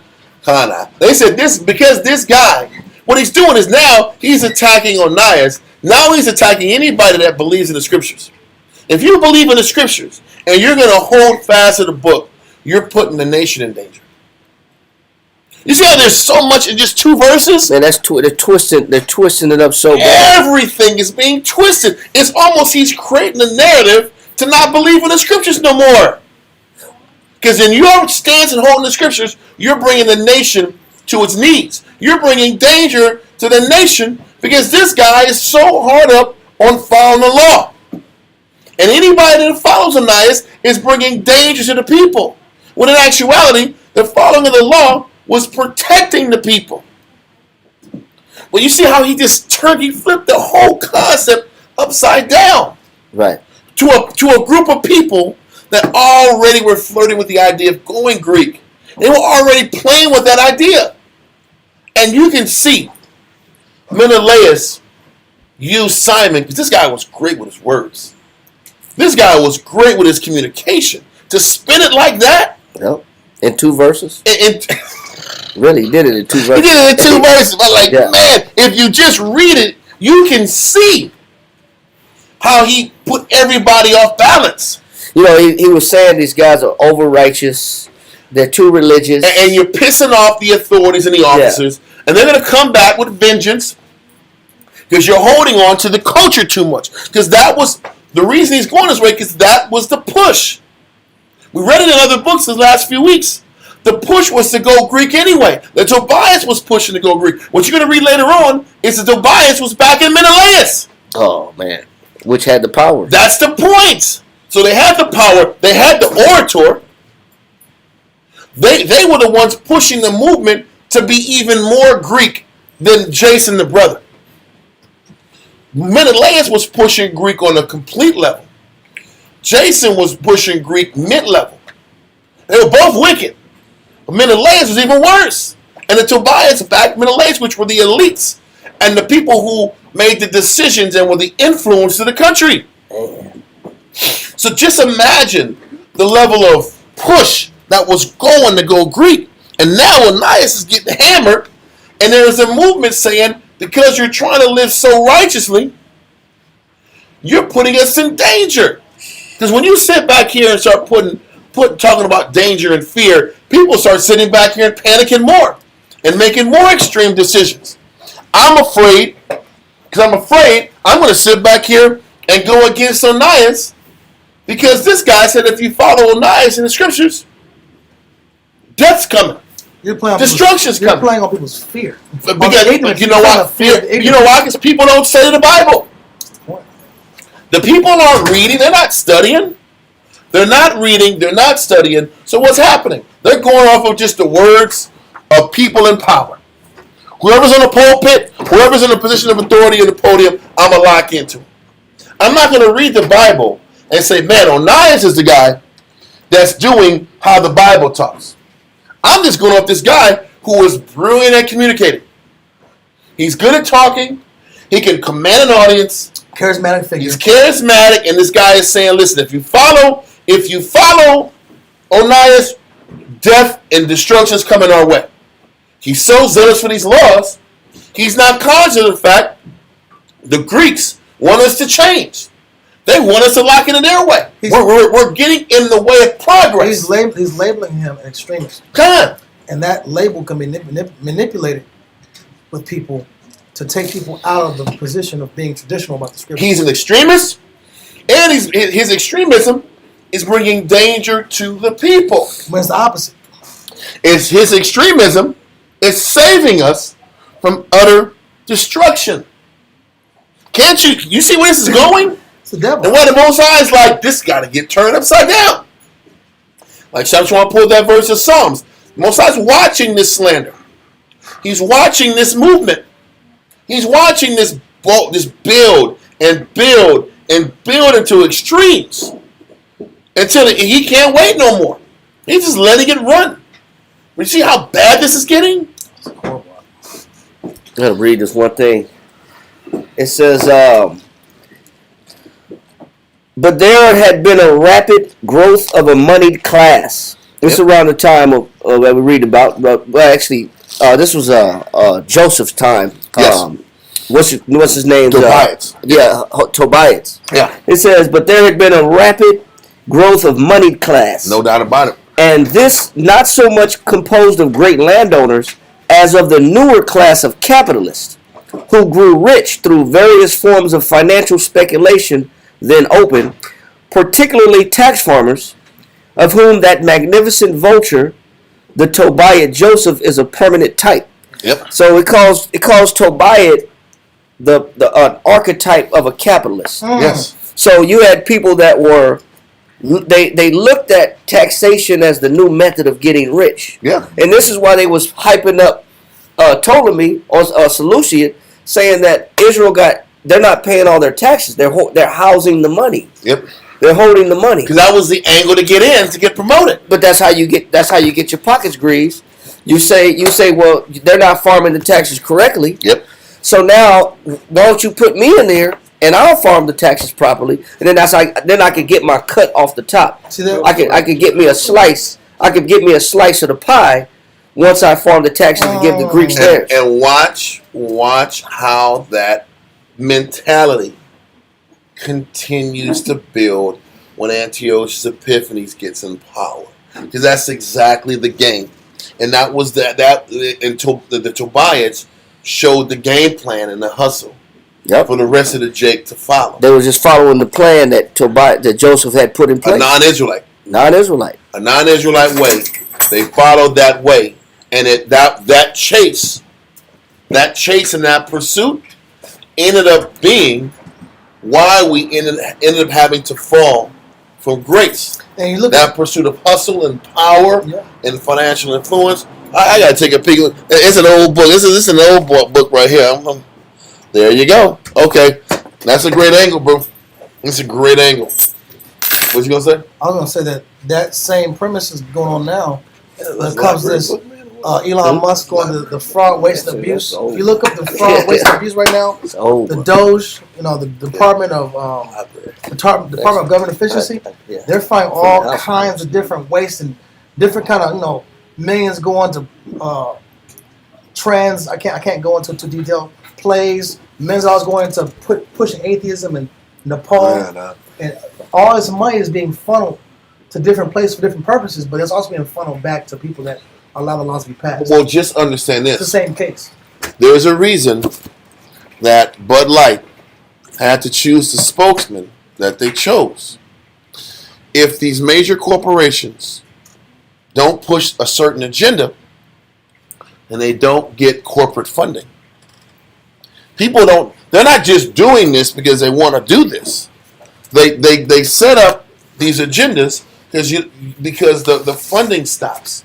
If the funding stops, you can't sustain your business. We're in business.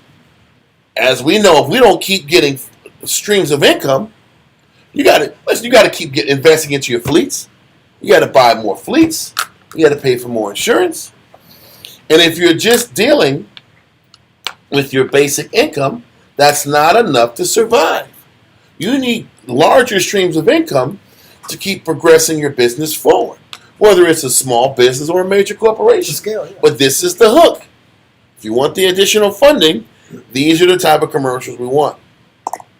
This is the type of mentality we want you guys to push. Or if you want radio spins and you want your albums to pop. You got to rap about this. Yeah. Or rap about that. Because we want our industrial prison system to rise up. You have to be Cardi B's, Glorillas, you know. And what does that do? That destroys the family structure. Yeah. If you pushing Glorillas and Cardi B's, you think there's gonna be marriages going on in the city?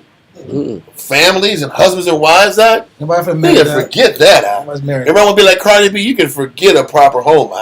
Who is in a scandal right now with a football player? Well, yeah. She said as retribution for what her husband's doing. Yeah. But the problem is they're both animals. Yeah. They both all they had was money in the flesh. That was it. And you expect that to last? I saw pictures of Cardi B and her and Offset act. And this dude was walking around her and she was talking foul. He was like this. yeah. He already got walking around with a dead look anyway. Offset act. Yeah. He already got this dead spirit to him. But he said like she was in some ridiculous outfit. And she's talking raunchy. And he's sitting here like this.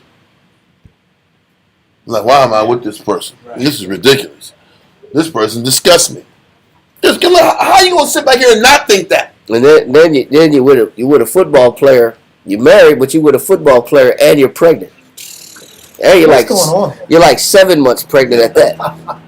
This is a TV show. That's Jake life. When there's no rules, there's no respect, there's no order.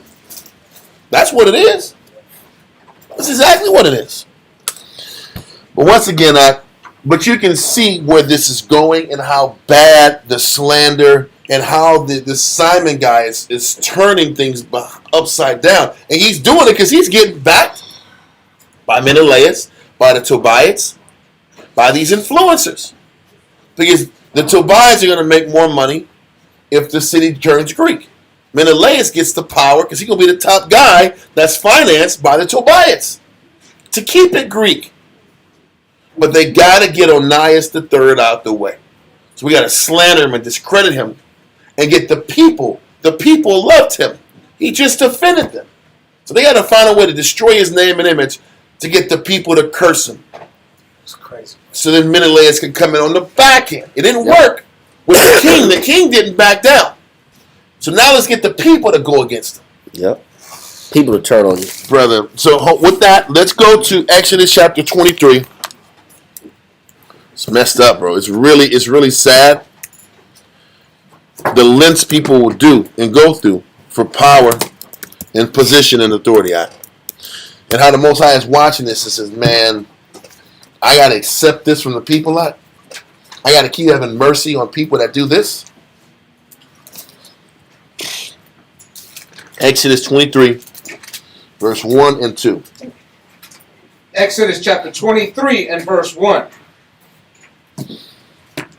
Thou shalt not raise a false report. And this is why it's a law, not to raise a false report, because the Most High knows how damning a false report can be. Read on. Put not thy hand with the wicked to be an unrighteous witness. And this is what Simon is doing, and this is what the elite Tobias and Jason are backing. He says, don't even have your hand. Because what's happening is not just Simon is saying it. All the elites are saying it. All the top dogs are backing this unrighteous witness. And this is how it becomes a conspiracy. Because all the elites are conspiring against Onias III. Because what happens is, it's one thing that Simon says it. Now everybody's backing him. The only person not saying anything is Onias III. So you don't think the people are starting to change their views on Onias? When everybody is saying it, and Onias is an honest guy, so he ain't going to sit back here and start focusing on campaigns, anti-smear campaigns. He's going to be at the temple doing his job.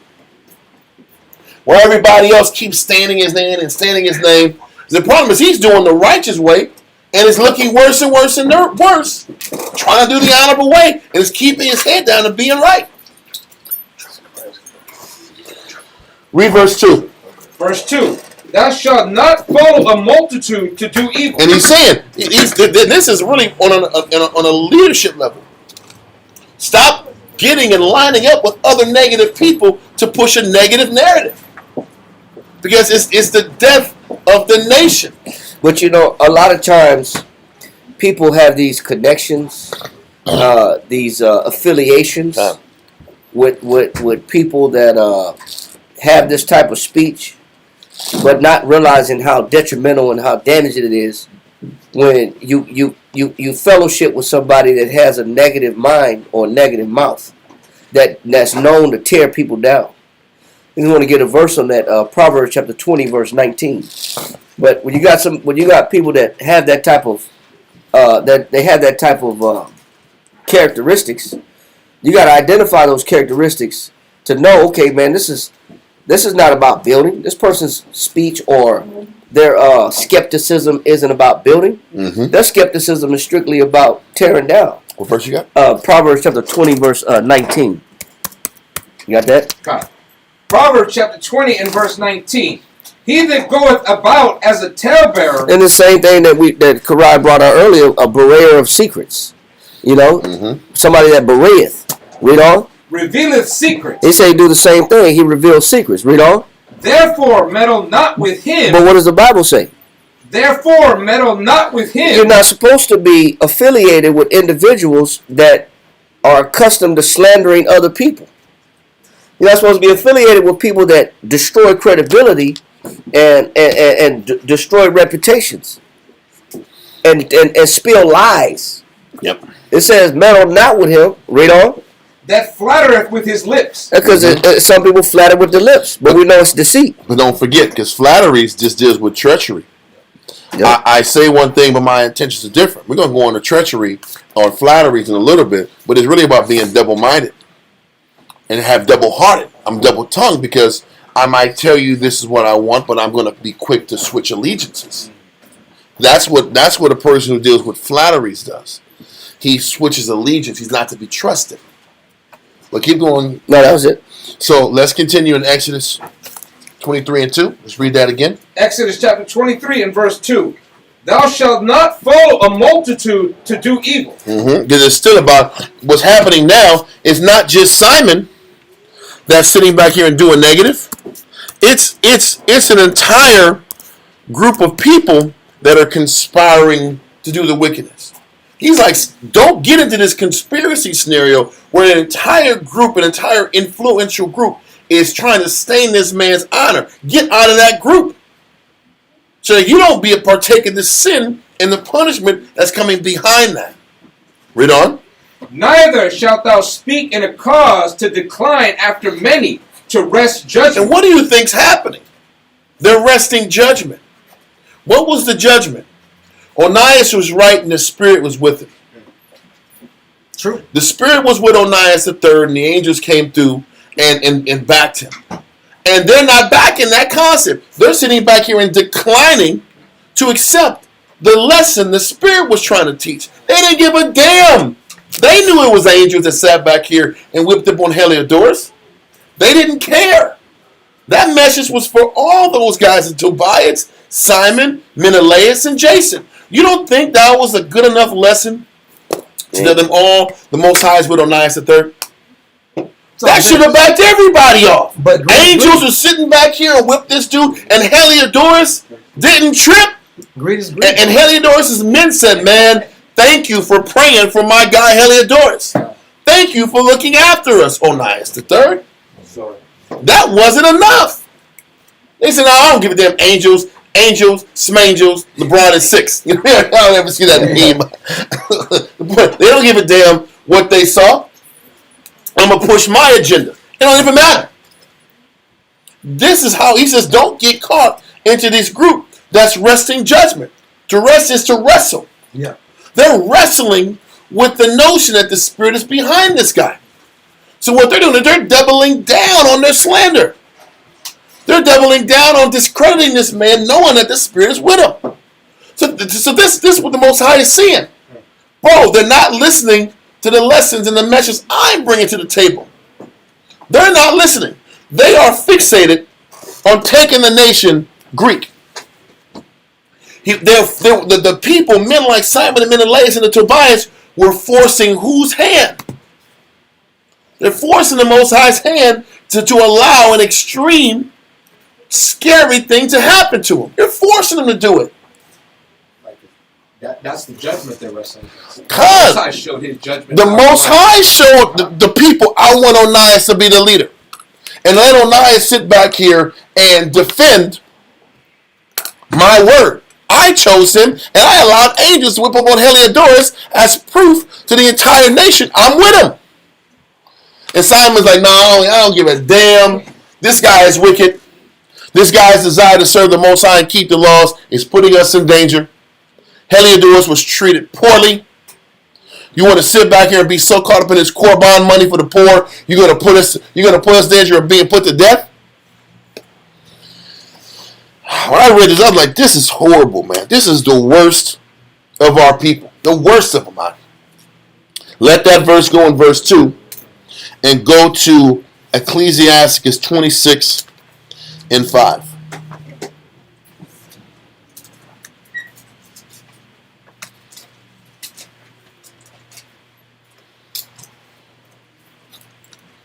Ecclesiastes chapter 26 and verse 5. There be three things that my heart feareth. Three things the Most High fears. Read on. And for the fourth, I was sore afraid. The slander of a city. Listen, for a city to have a negative reputation is a fearful thing.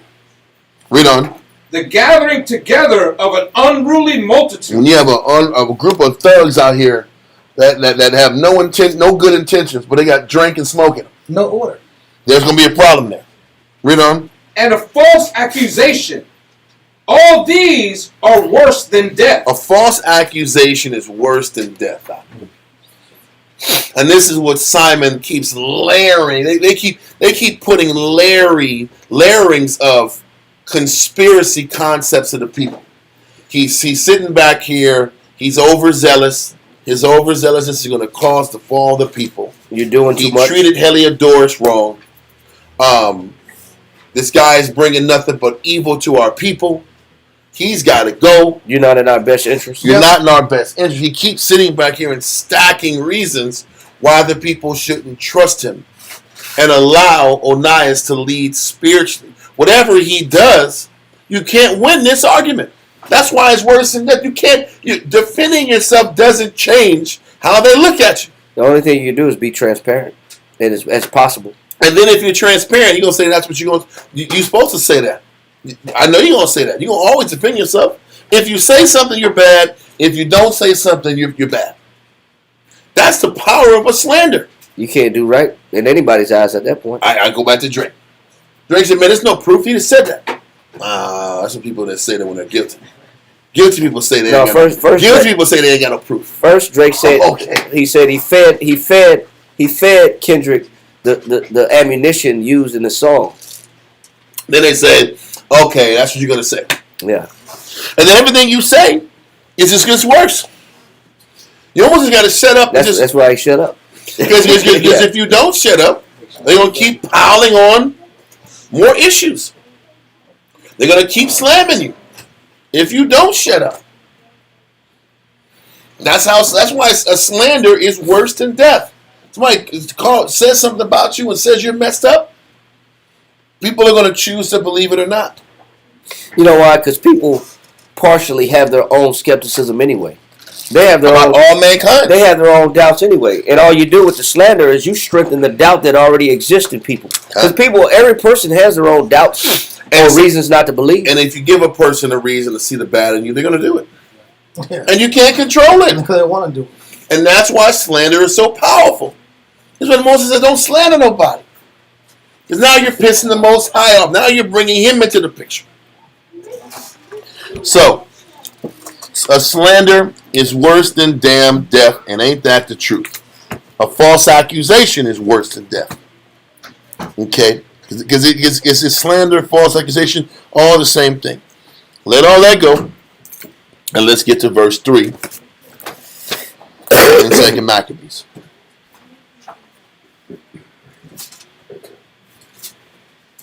2 Maccabees chapter 4 and verse 3. But when their hatred went so far, You can tell how politically now people are invested. Now they're emotional, and when Jake gets emotional, what do they start doing? but when No, their no, no. hate- What does Jake start doing when people get emotional? I'm asking you. Think about it. I see. I know. When they get emotional, it's bloodshed. Thank you. That's the end result. They start using hands on people. They start hitting and kicking, and now we got a mob. It's strong speeches. Now we got a It's mob. bloodshed. Now cats want to throw hands. Now we're gonna get violent. So, what's up? No, I'm just saying. I'm just thinking how what you're saying. How you're feeding, you're fanning the flame Mm-hmm. when you're instigating and inciting a riot. Yes. But you're fanning that using the slander. Yes. So now people are getting angry. So this said when their when their hatred went so far, read on. that by one of Simon's faction, murders were committed. There you go. There you go. Now who are they murdering? Anybody People affiliated, that are standing up for righteousness' sake. anybody affiliated with oppositional force, Yes. faction, Anybody that said, listen, man, we're supposed to follow the law. Pop, pop, pop, pop, pop. is manufacturing a civil war in the society. It's a civil war. Anybody that said, Most High is giving us these laws, we have to be strong with this. You got it. You have to. How we've gotten this far by following the law. You have to pick a side, man. Now you got a mob. Now it's a damn mob. You got a bunch of fearful people that think following the law is going to bring danger to their family. You trying to bring danger to my family. How dare you? Now I got to beat on you. Now I got to beat on you. Yes, sis? Kind of like the other day when the white lady said that the black man touched her or looked at her, then she had everybody looking at him, but he didn't do anything. Good. for her. Yeah. Yeah. But you sat back here and this man's in danger now. This man's life is dangling right before his eyes. Only him, his whole people are in danger now. Yes. But this is what's happening. But Simon spends all of Israel's fears, all of their money problems, all their misfortunes in life. Now they have a target. Because who are these leaders? The leaders and the elites are getting the poor to flip now. This is how you know everything is. The leadership is already gone left. There's only one guy pushing righteousness. Now we're going at the people. Now everybody that's poor and broke got a reason for why they're poor and broke now. It's because of who? Onias and his rigidness to the law. Not Israel's previous bad decision making. Not all the history that tells Not us the past to be when we break the law is why the Most High is against us. Now you're broke because this guy's pushing the law. You create an object of infamy. You create an object to all your hate and pain and negative And about it. now people are dying because the other people are saying, listen, Onias has been nothing but good to us. This is the only guy trying to stay right. That faction is being attacked now. This is an all-out civil war. This is getting bad. It's horrible, man. This is horrible. And so now, but since, Israel always wants to talk about Antiochus Epiphanes and how wicked he is. You're seeing. The Most High unleashed Antiochus on us. We deserve this. I hate to say it. But he did it to quench the faction that wanted to be Greek. But the faction was everybody by the time Antiochus got here. There was damn near nobody trying to. Either they were convinced out of their own greed, or they were beat into submission, or their fear took over their desire to follow the law. And this is another. Remember, that's one moment. The Bible says, "Be courageous" when it comes to following the law. Oh. So it was their fear, it was their greed. Well, they were just getting beat into submission. In the end, but no. We were being beat into submission now. They're saying slayings are happening. Well, all I'm saying is this: the scripture says, "A little leaven leaveneth the whole lump." So now we're seeing the premise of this guy's the reason why we're in this position, even though there had been not underbelly, but a long time period of people. It was an overbelly at this point. Overbelly. It was like this. Not an underbelly. But people have been yearning to be Greek, yearning to be Hellenist, yearning to be culturally connected to them. And now, because of that, you have a group of people that have that sentiment.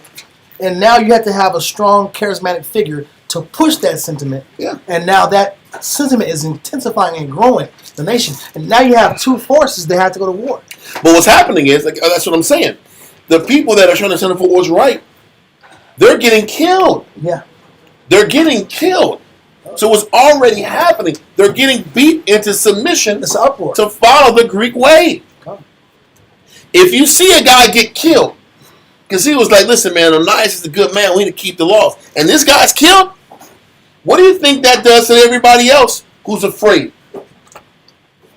How many people are going to have the courage to sit back and stand on their principles, knowing they got women and kids to look after? It's the Joab effect on the left-hand side. Joab stood up and killed the dude that was bringing in the Midianite women. That was Phineas. Phineas. And what he did, he stood up and killed the dude that brought in the Midianite wives. And inspired people to be right. On a mass level. Yes. But this is the same effect, but in negative. That's what I'm saying. That's what I'm saying. This intimidation process, they're sparking up the riot. They're sparking up everybody's emotions. And now righteous people are being killed. Kind of persecuted. Read verse 3 again. Verse 3. But when their hatred went so far that by one of Simon's faction... So Simon was manufacturing hatred towards the people living right. They said with that hatred, because that was the motivation behind the speech, was to get people to hate serving the Most High and to hate following the laws. That was what the speeches were about. That was the political push. It's just like MAGA. You sit back here, you unleash MAGA, they're going to put hands on people out here. You go to a MAGA rally out, and you ain't MAGA, and you pushing that liberal stuff. Yeah. People can choose what they want to choose, but the MAGA dudes just throwing hands out. But on the flip side, you go to that liberal side out, and you push MAGA stuff in the liberal spot. They gonna put hands on you too, out. Yeah. Those liberal boys out, and those liberal people, the liberal you can't. Antifa. Well, yeah, but they're like hired military. But I'm talking about like literal liberals out. You go to those liberal rallies out talking about the laws of the Most High, they want to put hands on you too. You see all the time. So it goes both ways. So now you got this political faction that's being pushed to think that the Bible is the cause of their problems. They're attacking people who follow the Bible. That mentality is initiated from somebody that has so much jealousy from not being able to be the top influence. Yes. That they would rather see it sabotaged and fail. Yes. If they can't lead it, if they can't rule it, if they can't sit in the seat of authority, they'd rather sabotage it and destroy all the good that's being done than see it actually functioning because they have no input on it. And also, it's a point about wickedness. Wickedness, the wicked are constantly applying pressure. This is why we have to be that much more not abstinent, but that much more adamant on pushing righteousness out. Because wickedness is going to, every day, I'm just going to keep attacking Onias until he falls. That's the mindset of a wicked person. Well, we just explained it about America. Okay, the Arab Spring didn't work in Syria. We're just going to keep pounding Syria until it falls. We're going to keep pounding. We're going to take away their land. We're going to take away their oil. We're going to take away their wheat, the way they make their money. We're going to sanction. We're going to keep applying pressure and applying pressure and applying pressure and throwing. Listen, there's pictures of that HTS guy when he got into power. They were bringing pallets full of American dollars out into the palace. They were bringing pallets. I saw a big pallet that was like this high, and it was wrapped like it was a moving company. And it was nothing but money in there. Why was it there? Because that's how they keep applying pressure. I'm gonna keep financing your cause. How much? You need more weapons? Cool. You need more supplies? Cool. You need more recruitment centers? Cool. I'm just gonna keep applying pressure until the agenda is won. That is the heart of the wicked. This is what's happening with Simon. They just keep applying pressure. It doesn't matter if the angels defended Heliodor, the Jews, and kicked Heliodor's butt. We're going to keep applying pressure until we're dead. We're going to keep applying this wicked pressure. And this is what's happening. And we have to be as adamant to push righteousness to counteract this constant pressure that the wicked are going to keep applying on us. This is the world. They said the wicked can't sleep unless they've done some wickedness. Con, that just kind of gives you an idea of the amount of pressure the wicked are going to keep putting on the people. They have infinite fuel to keep quenching, because the righteous they have to create reason to fight, which you should create reason to fight. But the wicked, their natural sensual passion makes them fight. I don't have enough money. I want more position. I want more power. Mm-hmm. I'm jealous. I'm angry. And that fuel continues to go. Sorry, can I ask for what you just said? As far as the wicked can't sleep unless they can commit wickedness. Mm-hmm. Yeah. Unless they can keep doing more dirt. You were looking for that verse? No, just if it's a verse, of course. Yeah. But if you could just repeat it to me. Yeah, it's talking about that's how motivated wicked people are. Con. Now, if a person, there's two things that take away sleep. A person that's fighting some type of sickness or illness, Yeah. And their sleep is robbed from them, or they're so motivated and hyped and animated by revenge, disgust, hate, that they can't sleep. They're overthrown and possessed with it to where they can't let their mind can't sleep unless they're about to do some evil. Let me go ahead and get the scripture. If somebody got the verse. Proverbs 13. I thought it was Proverbs 13. That's why I read it last time. Somebody get that verse real quick. If somebody got it, I'll pull it out and find it. Yeah. It says that they drink the wine of violence too. Yeah. Yeah, right here. Wine, violence. Proverbs 4. And 16. 4, 17. Yeah. Yeah, right here. I got it. I read it. Proverbs 4 and verse 16. Mm-hmm. Matter of fact, it starts in 14. Can I break it down a little bit? Go ahead, bro. Proverbs 4 and 14. Yeah. Proverbs chapter 4 and verse 14. Uh-huh. Enter not into the path of the wicked. This is dealing with associations with people. How you choose your friendships, how you choose the person you love, how you are in proximity to people, the connections you have. Everybody has a path. The path of greed, the path of lust, the path of thieving, the path of righteousness. Everybody has a path. Don't enter into a person that this is their natural, habitual path. Read. And go not in the way of evil men. And go not in the way. Way means method. Don't start doing things the way bad people do things. For example, donuts, right? No, listen, bro. I love donuts. And I usually don't eat them. When I see brothers eat donuts, I start getting crazy and like, you know what? I'm going to the gas station right now. If I give me some donuts. And then all of a sudden, brothers see me eat donuts. They start eating donuts. Like, they was on point. But now they're eating donuts. I'm eating donuts. When you're around people that have bad practices, those bad practices or spirits don't do what? Jump like frogs. So people's issues become your what? Issues. If they drink a little too much, then what happens to you? You drink a little too much. That's why the Bible says don't enter into the path of the what? Wicked. Read. And go not in the way of evil men. And go not in the way of evil men. Read. Avoid it. Man, evil means what? Injurious. The word evil also means injurious, to cause injury.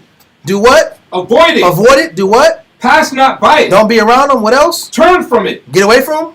And pass away. And pass away. Avoid injurious people with bad habits. Read. For they sleep not. Why? Except People, stop. Let's slow down. Why do I have this intense alcoholist nature? Because I can't find any peace within myself. Why am I intensely dealing with these drugs and opiates? Because I don't have any peace in me. Why am I running through all these women? Because I can't find any peace. People use wicked practices as a coping mechanism. So a wicked person can't get peace because they need to be soothed by some type of carnal pursuit. Read.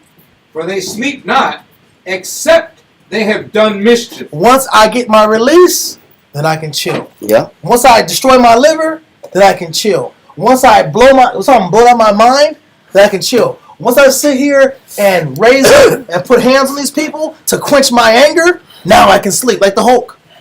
What does the Hulk do? Hulk smash. He rages out, Hulk smash, and starts banging on everybody. Then he wakes up, he's dating that David Banner again. Oh, what did I just do? Oh, Dr. Jekyll, Mr. Hyde. We have parts of us as people that is compulsory. We have compulsions.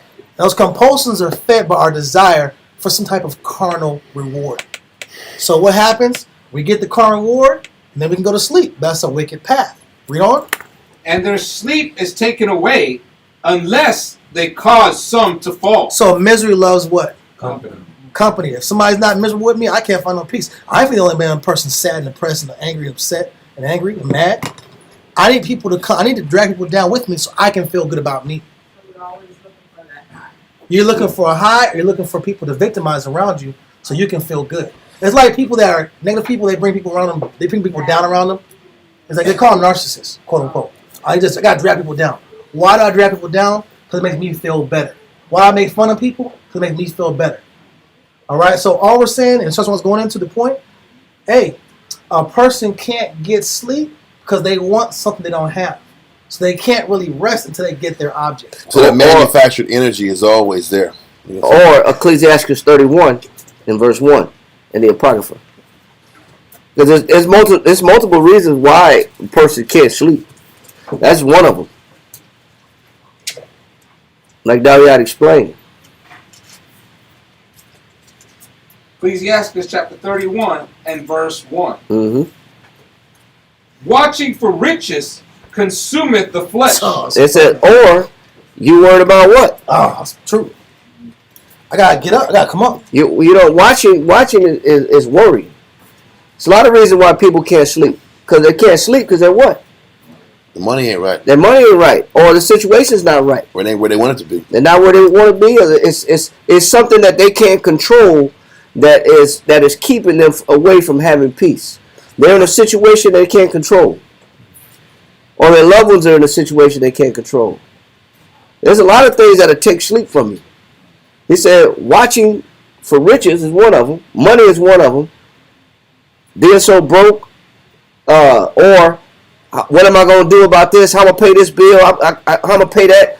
That's why a lot of people that they just go to drugs and alcohol. It's an easy way to deal with the fact that, you know what? This is how I'm going to deal with my stress. This is how I'm going to deal with my poverty. I'm just going to find a Black and Mild or find a sip of liquor.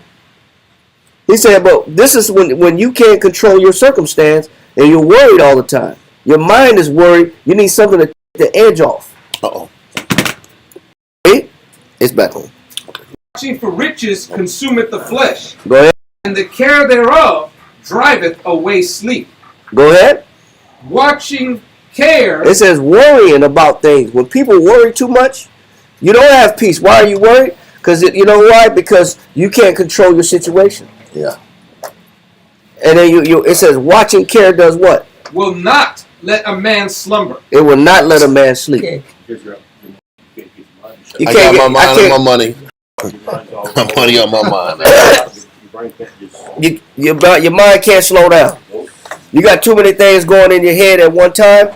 Your brain is active. Your mind is active. You worry about this bill, that bill. You worry about this person, that person. You got too much on. There's no peace. Where there's no peace, there's no rest. And that's why I said Isaiah 48:22. Read that, Isaiah chapter 48, verse 22. I can't rest, man. Yeah. Isaiah chapter 48 and verse 42. 48 and 22. Isaiah chapter 48 and verse 22. Read. There is no peace, saith the Lord, unto the wicked. But the Most High said, listen, if your mind's not in the right place, if your mind's not on the right things, if you're not focused on the right things and your mind is not in the right place, He'll make sure you don't get no what? Rest. You don't get it. Most High will guarantee you don't get no rest because your mind's not in the right place. But when you put your mind in the scriptures, man, it's easy to go to sleep. Mm-hmm. Right. Man, that Bible will put you to sleep in a heartbeat. And not just reading it like a lot of brothers do. Yeah. Yeah. And then they go to sleep knowing that they have a clear conscience Yep. after living the right way. Some brothers use the Bible as sleep medication. Yeah. I can't go to sleep. There it goes. I'm good. Yeah. That's not what I was talking about. Yep. Yeah. No. Read that out. Just keep I know shutting the Jew. I know the Jew thinks I. Yeah, it's kind of. Yes, sir. Psalms 125 and 3. Well, we have a lot of things. We have a lot of verses. What else? It says, it says, they that trust in the Lord shall be as Mount Zion, which cannot be removed. Also says, for the rod of the wicked shall not rest upon the lot of the righteous, unless the righteous put forth their hand towards iniquity. He's saying that, yeah, you don't have anything to worry about if you're doing righteousness. You only have to worry when you're doing something wrong. That's the only thing that can rob a man of his peace of mind. Yeah. Is wickedness. Good scripture. So you finished yours? Yeah. Let's go back to verse 3. 2 Maccabees chapter 4 and verse 3. But when their hatred went so far that by one of Simon's faction murders were committed. So listen, this faction has got everybody riled up by starting beefs, causing hatred towards one another. Hold this verse, and jump to Proverbs 29.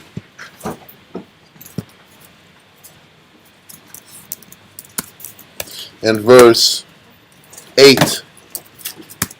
Proverbs chapter 29 and verse 8. 1 second.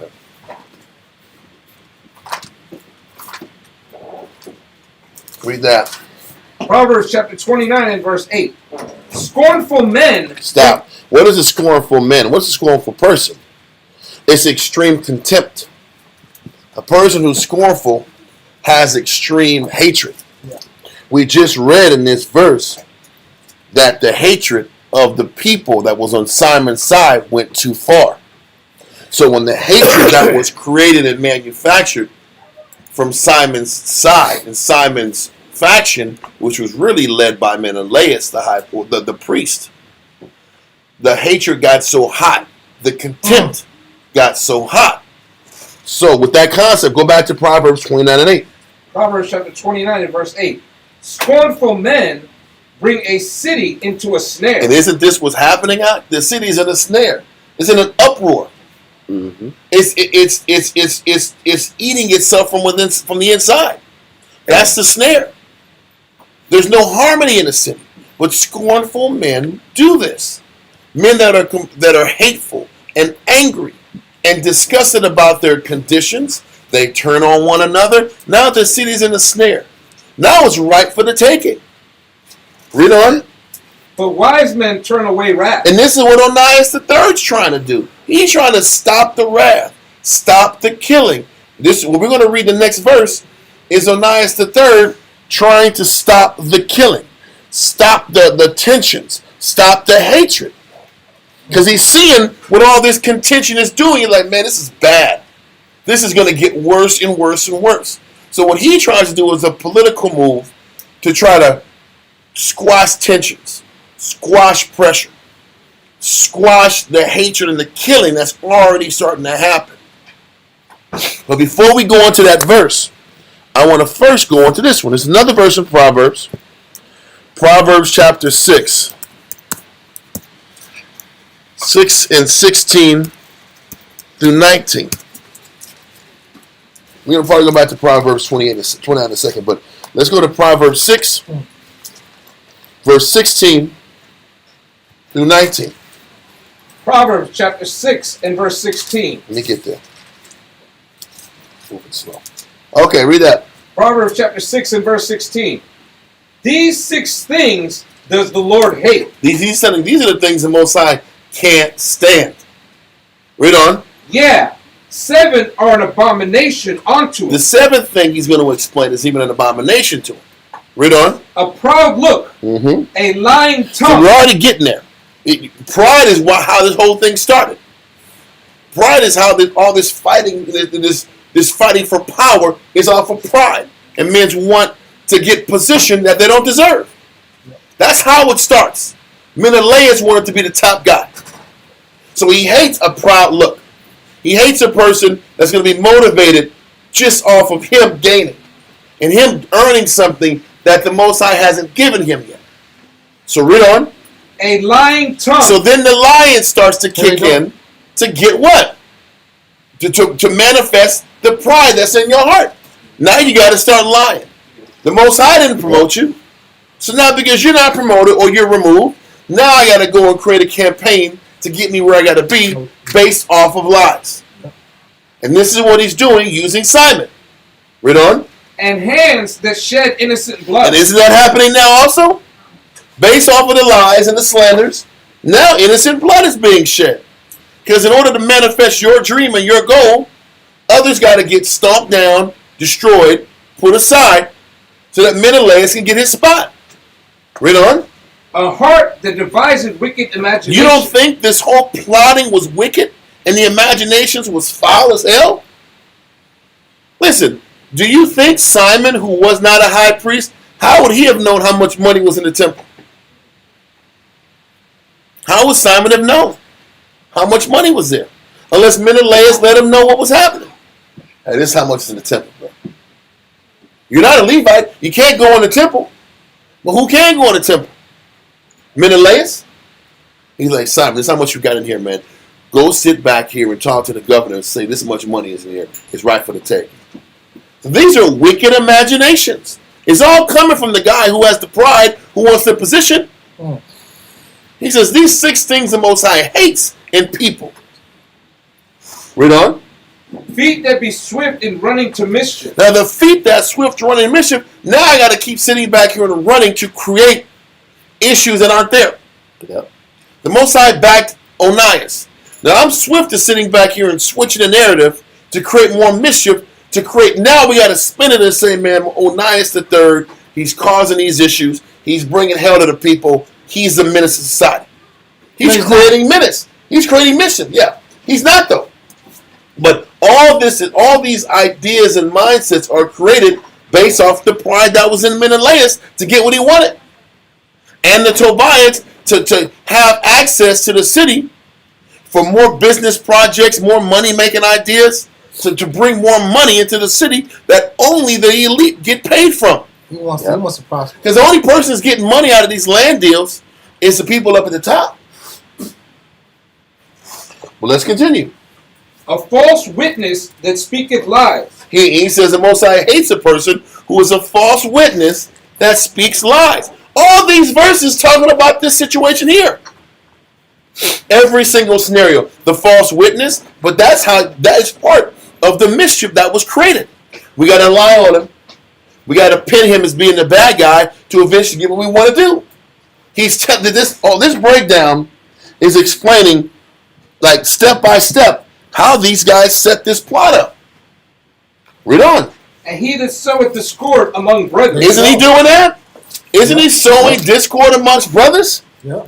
Now there's war. It's fighting. And now it's war. He says that 7th is what the Most High hates. He said that's an abomination, is what he's doing. They're sowing the discord to where people are killing one another and attacking one another. And he says the sowing discord is that 7th thing that's an abomination. I know, that's what I'm saying. He said, man, that's worse than all the rest of them.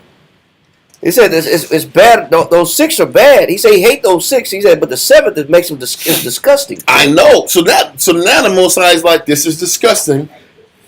Sooner than later, I got to do something about this disgustingness in the land. When you're dividing men up using lies and tactics, splitting up believers. He's like, you know what? This is getting so bad. I have to step in soon on this. So now Onias is like, man, I see this too. Go back to the other verse in Proverbs 29 and 8. Proverbs chapter 29 and verse 8. Scornful men bring a city into a snare, but wise men turn away wrath. He's trying to turn away this wrath. These scornful, hateful people is feeding the contention. The discord was being set by Menelaus and Simon and the Tobias. But Onias is trying to squash it and control it. But how does he do that? What he's saying is, I see all these Israelites fighting one another. I'm going to have to go to the leadership, to the Greeks, for them to step in and restore order. I have no choice. I got to sit back and go above this because I have no control now. I got to go to these Greeks. Hopefully they can come in here and squash the rebellion and put this craziness at rest. Let all this go and go back. Now we'll go verse 4 of 2 Maccabees. 2 Maccabees chapter 4 and verse 4. Anias, seeing the danger of this contention, and the Apollonians, as being the governor of Celesyria and Phoenice, did rage and increase Simon's malice. So what's happening? He sits back here. Anias III reports the craziness to Apollonius, which was the governor of the region. He says, this is what's happening. All these things are going on. Can you come down here and enforce order on the territory? Apollonius rages and checks who? He's checking Simon and that faction for causing disharmony in the region. So Anias sits back here, goes to the governor, reports the craziness. The governor comes back down and clamps back down on Simon and the faction. But what does Simon do and the faction do in a response to being checked by the governor? Read the last line. It says, as being the governor of Celesyria and Phoenice did rage and increase Simon's malice. So what happened is, Apollonius came and checked Simon and the faction, and all it did was made him get even more angrier and react even more anti-Onias III and his people. More killing happened. More negative happened after being checked and outed by the governor. The governor wasn't getting in his way. Seeing angels wipe out the tax collector was not getting in their way. They were going to get what they wanted. It's almost like saying, if I can't have it, nobody can. So he's like this. Yeah. I'm gonna keep doubling and tripling down until Jerusalem goes Greek. I don't give a damn. We're gonna sit back here. We're gonna get these deals. We're gonna get this land mass. We're gonna get this money. I don't give a damn. They gonna have to kill me. This is what Simon's group has already committed to. There's no turning back at this point. So Onias calls up, gets the governor's help. The governor comes down, reprimands Simon's group. They don't give a damn. They get harder on the people. They clamp down more on the people who believe in the laws. They clamp down more on the people that's trying to lock in Onias. They get more violent. This is craziness. These are madmen at the top position, having no diplomacy, no consideration. They're going to fight. What you're seeing is the city is really 70-30. What do I mean by 70-30? It's 70-30 pushing Greek. Because this Simon's faction is only Menelaus. You have another faction that we're going to read about that's backing Jason. Jason's pushing the Greek way. There's only a small group that's pushing Onias III's way, the righteous way, and they're getting killed. They're getting murdered. So it might be 70, maybe 80-20 pro-Greek versus people wanting to sit back and live right. So now the Most High is like, man, these guys they really want to be Greek. I might have to give them Greece then. If they want Greece, you're pushing me to forcing Greece down your throat. We're pushing the Most High to make an extreme move on us. So, the Most High says, "Be hot or be cold." Well, they're showing that they're cold. They're like, these guys it's more cold than hot, and they keep pushing that. So, hold that and give me Isaiah chapter 5.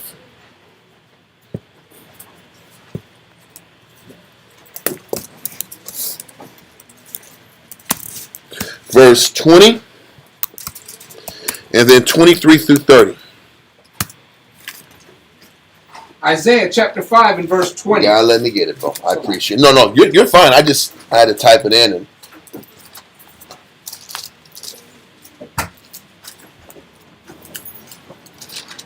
Okay, Isaiah 5 verses 20 and then 23 through 30. Isaiah chapter 5 and verse 20. So once again, this is what we're going to read in Isaiah. The things you're in for time written for our what? Learn. Listen, what's happening in Isaiah's time, what was about to happen in Isaiah's time, because Isaiah was prophesying what was going to be happening down the line before the collapse to Babylon. And you're going to start seeing the parallels between Israel collapsing before the Babylonians took us out versus the preparation of us about to fall before the abomination of desolation. It's very similar in the two breakdown patterns. Read verse 20. Isaiah chapter 5 and verse 20. Woe unto them that call evil good, and good evil. Isn't that happening? Okay. It says destruction is going to come to the people that are saying that the good people on earth are evil. Because that's what Simon's faction is saying. Good Onias, who's fighting to keep the laws, this is the wicked root. And this is why we're about to fall. He says destruction is going to be coming once people like that have leverage in society. He's not saying woe to the person that might complain. He says these are people that are movers and shakers, that are decision makers, that are calling evil good and good evil.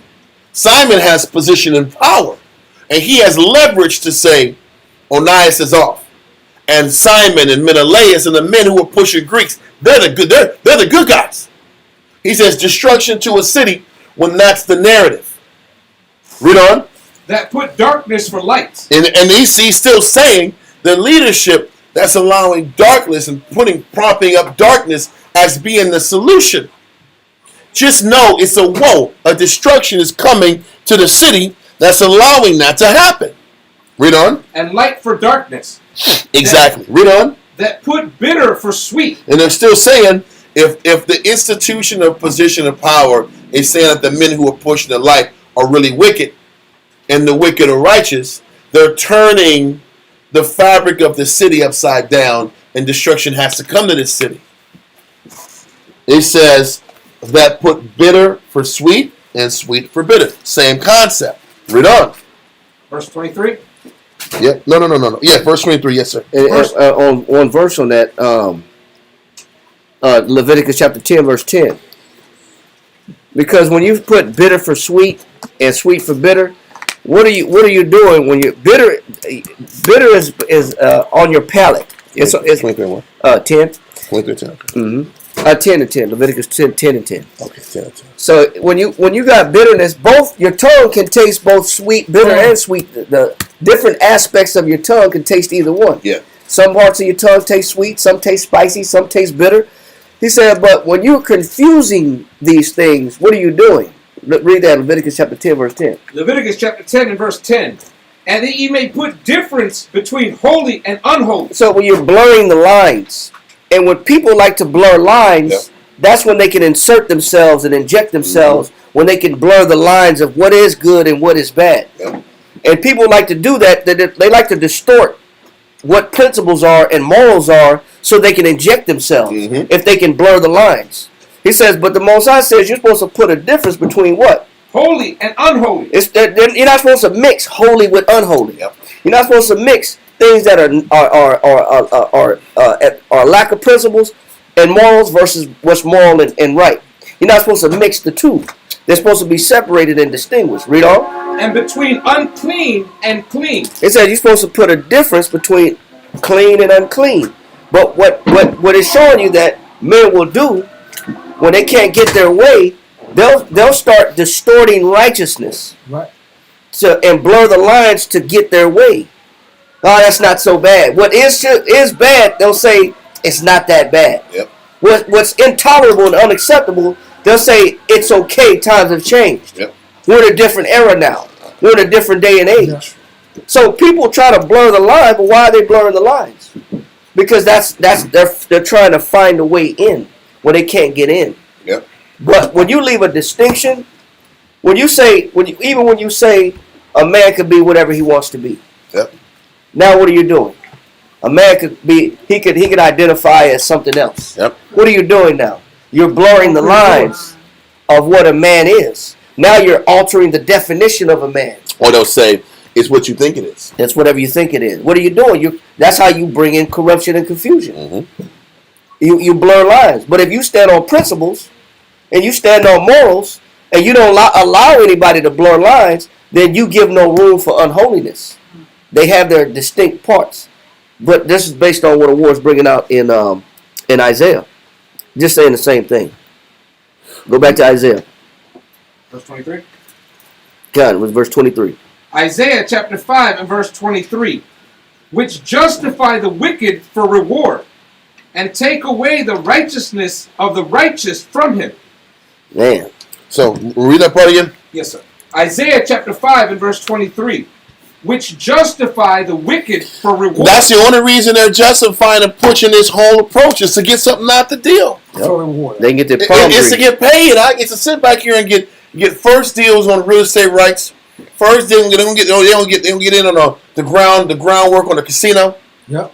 They're gonna sit back here and be the first person to build the gymnasiums and the spas and all the little wicked things and little party places that is in Greece. I'm gonna be the one. Well, what do you think's happening? What do you think's gonna happen once the Palestinians get wiped out? Trump said it. He said, I can envision it. It's like a Riviera. A prime property on the coastline, like Riviera, New Riviera. the French Riviera. Yeah, or like a spa hotel. We're gonna sit back here and make it a plush spot for the elite to come to. This is why they're wiping out and creating genocide with the Palestinians. But what do you got to do though? Before you kill them, you got to say these Hamas guys are really bad, and they came in here and they took out the people. Now we create a villain. Now we're justified on killing innocent people. Kill. But I'm killing them because I want a reward on the back end. Okay. Now I have access. I can do offshore drilling that's on literally the Palestinian side. If you sit back and look at certain maps, a lot of oil reserves are on the Palestinian coast. It belongs to Palestine. But I got to wipe these guys out to justify our position where we want it to be. But we got to create a villain, create a slander, create a justification for genocide, clear everybody out, send them to Egypt. There's reports that the Egyptians are like all lined up and they have military outposts in the desert between Israel and Egypt. Now I understand why Egypt's there and the military's there. Why is that? Because you're not going to send these Palestinians to Egypt. They've been talking all these days about sending these Palestinians and just throwing them off to the Egyptians so they can deal with it. But they're going to bankrupt the society because they can't afford it. Well, that's the point. They don't give a damn. Or we'll give you some deals on this, and that. No. Because what they're saying also is what they don't tell you is what they want to do is create a canal, a Ben Gurion canal, through the Palestinian lands. Because now if they can get a canal to go through the canal, to go through Israel in that Palestinian land area, now I don't need the Suez Canal.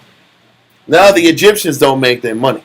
Oh. Because the Suez Canal is Egypt's. It's all economics then. Everything's about reward. We're reading it. There is a financial angle to all this. This was the first thing Trump said when he got into office.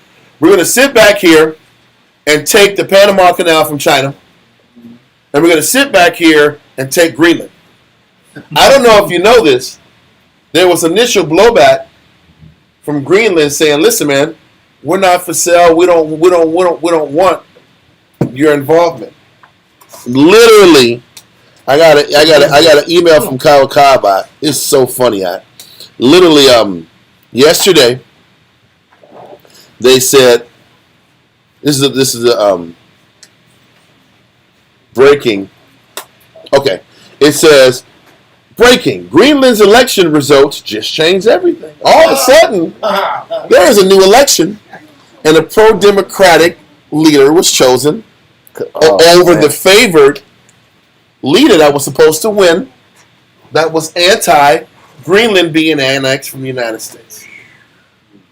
That's democracy, y'all. Also, in Romania, the same thing happened in Romania. They had some initial, in Europe, you got to vote twice in order to get the president or leader to happen. So you have a preliminary election, then you go back again, and you'll do one more time just to make sure that's what the people want. In the preliminary election, there was a pro-right leader that had won.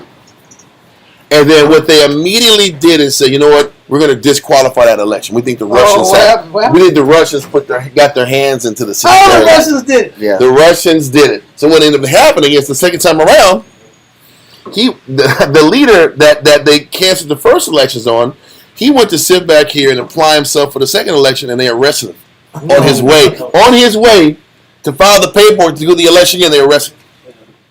He said, "We're not going to let you run." Wow. But the question is, why Romania? What they don't tell you is Romania is the country where they're building the biggest NATO military base in Europe. They're in preparations to build the largest military base in Romania, and they cannot allow a non-NATO guy to nix that deal because because Romania, if you know the map, is close to Ukraine, so they can arm Ukraine easily, and they can send military personnel and funnel them through Romania and keep accessing and continuing this war. Everything is about money and profit and a purpose. So all of a sudden, democracy is not going on in Romania, and that's okay. All of a sudden, Greenland's going to have another pro-democratic leader that's in office. All of a sudden. But why? Because if America controls the ports and the shipping pathways in Greenland, they can make life hard for Russia and China. Yep, they can create shortcuts. Same thing with the Panama Canal. China has control. I got you going to say. China has control, or a lot of control over the Panama Canal. They want to nix that. BlackRock want to buy it. Well, of course, if they want to. They're going to get the chance to buy it, and they're going to have a chance to control the pathways up in Greenland. So Russia and China can't free flow throughout the rest of the world. What you going to say? What is the reason why they're going to South America so hard? They're pulling it's heavily racial over there against white folks. Essentially genocide over there. Is it the same reason? It's everywhere. Listen, the guy that I watch his news from a lot of times, he's in where's Berletic from? Thailand? Yeah. They're just trying to sit back here and constantly push pro-democratic leaders in Thailand.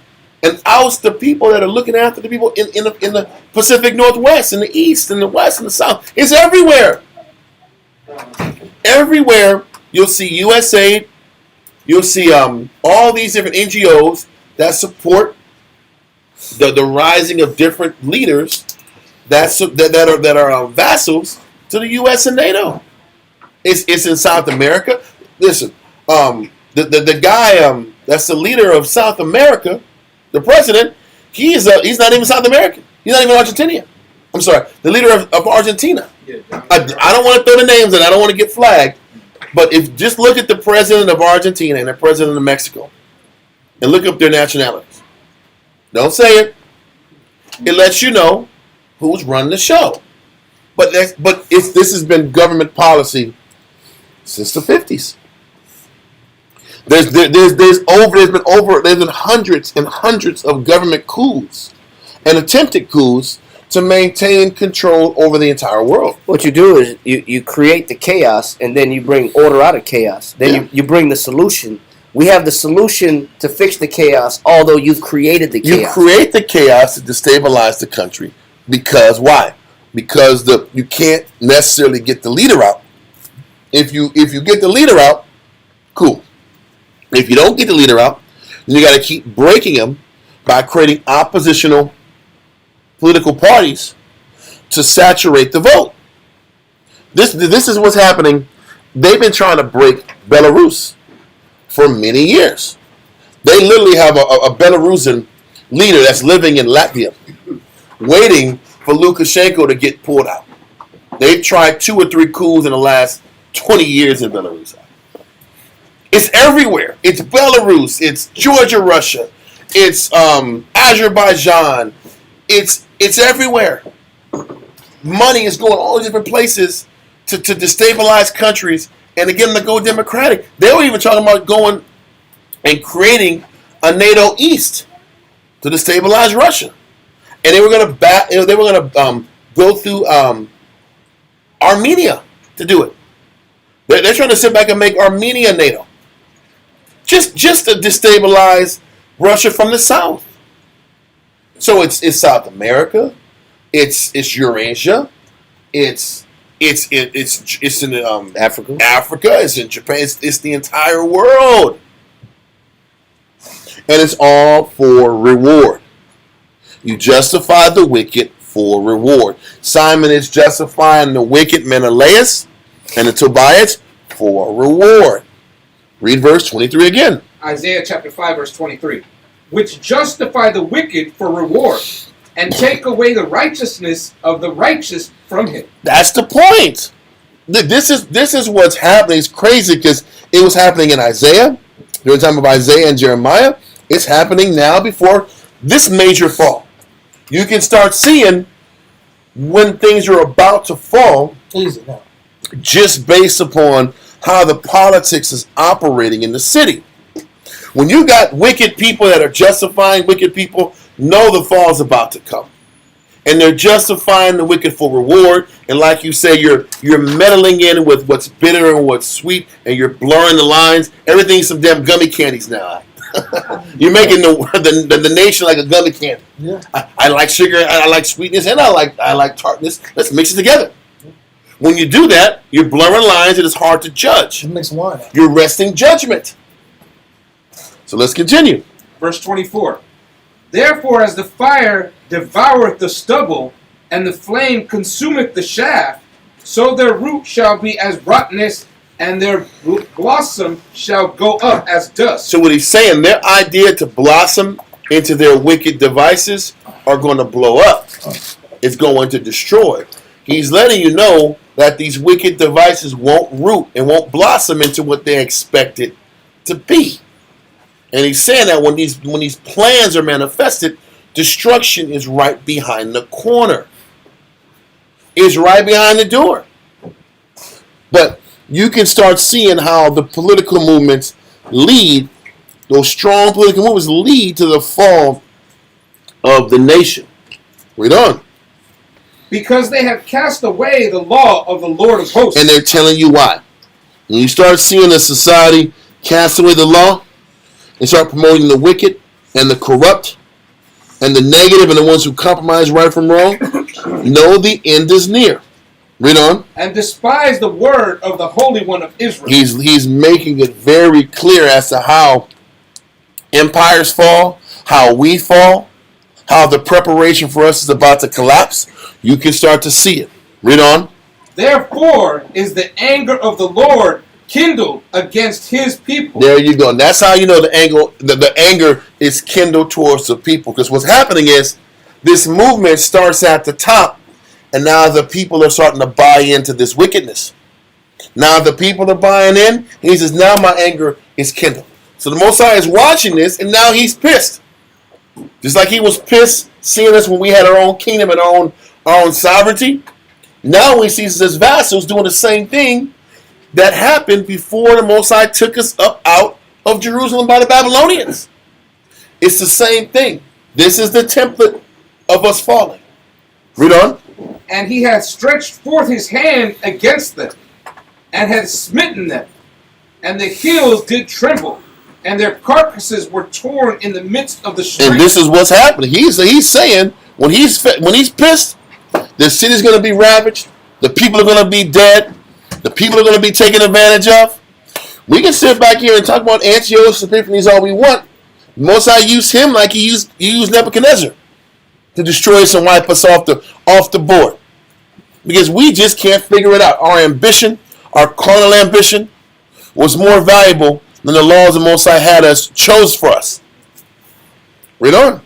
For all this, his anger is not turned away, but his hand is stretched out still. He said, with all that, he's still not done whipping on us. Death's going to be happening. He's going to be punishing people. Death's going to escalate, but I'm still not done satiating my anger. Because he's sitting back here like, but how long can I take it before I'm done with it and I got to kill these guys off? This is what he's saying. Watching all this stuff go down, in watching all this stuff go down in Isaiah, or not in Isaiah, but in Second Maccabees. But the same sentiment went on during the time period in the wilderness. The Most High sent the fiery serpents. Done. The Most High has the same sentiments. When I'm tired of the complaining, Yeah. I'm tired of the movement Yes. that the country's going. Come. I gotta pop them. Come. I am the Lord thy God. I do what? Change not. Done. The Most High is not changing. Done. So when he sees these evil sentiments amongst the people that are getting stronger and stronger, I'm going to send in the fiery serpents. I'm going to send in Nebuchadnezzar. I'm going to send in Antiochus. He doesn't change. Yep. He says that when that stench gets too high, Yeah.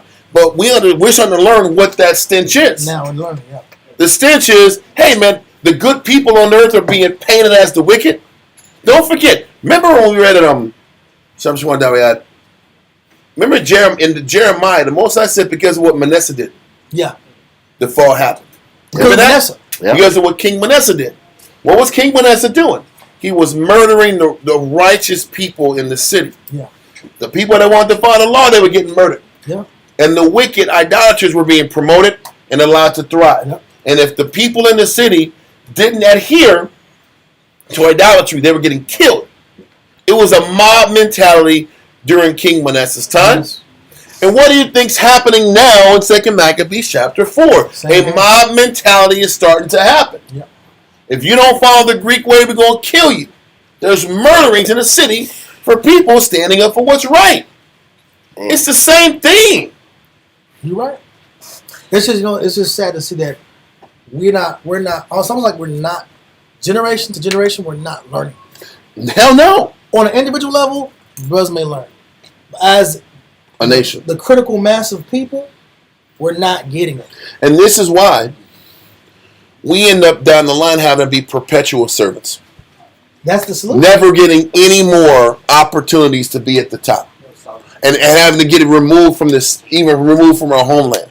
This action here, and these actions is why the Most High is like, I can't even have them in Jerusalem anymore. That's crazy. They don't deserve it. They don't deserve to be in their homeland anymore. These type of actions is why the Most High is like, why even give them their own city? They're going to self-destruct. Yeah. And eat themselves up from the inside. The Greeks weren't even the enemy. At this time, the Greeks weren't bothering them. It's that way now. It's that way now. The biggest element among us that's evil amongst our people is our own people. And this is what he's saying. The degenerates versus those that want to be spiritually civilized. And he's like, listen, they don't deserve a position of power because they're going to ruin themselves. They can't handle it. We couldn't handle back in Jeremiah's time to be world powers. We couldn't handle being a world power. Fine. Then you'll just be a vassal. We couldn't handle being vassals. That's the problem. We couldn't handle even being vassals in our own city, in our own country. You could be a vassal. So you want to be a vassal in a foreign country. And semi-independent. And that's what you're going to get. Semi-independent. Yes. Semi. We couldn't handle independence Partially as a vassal. Listen, I hate being the bearer of bad news, but history never lies.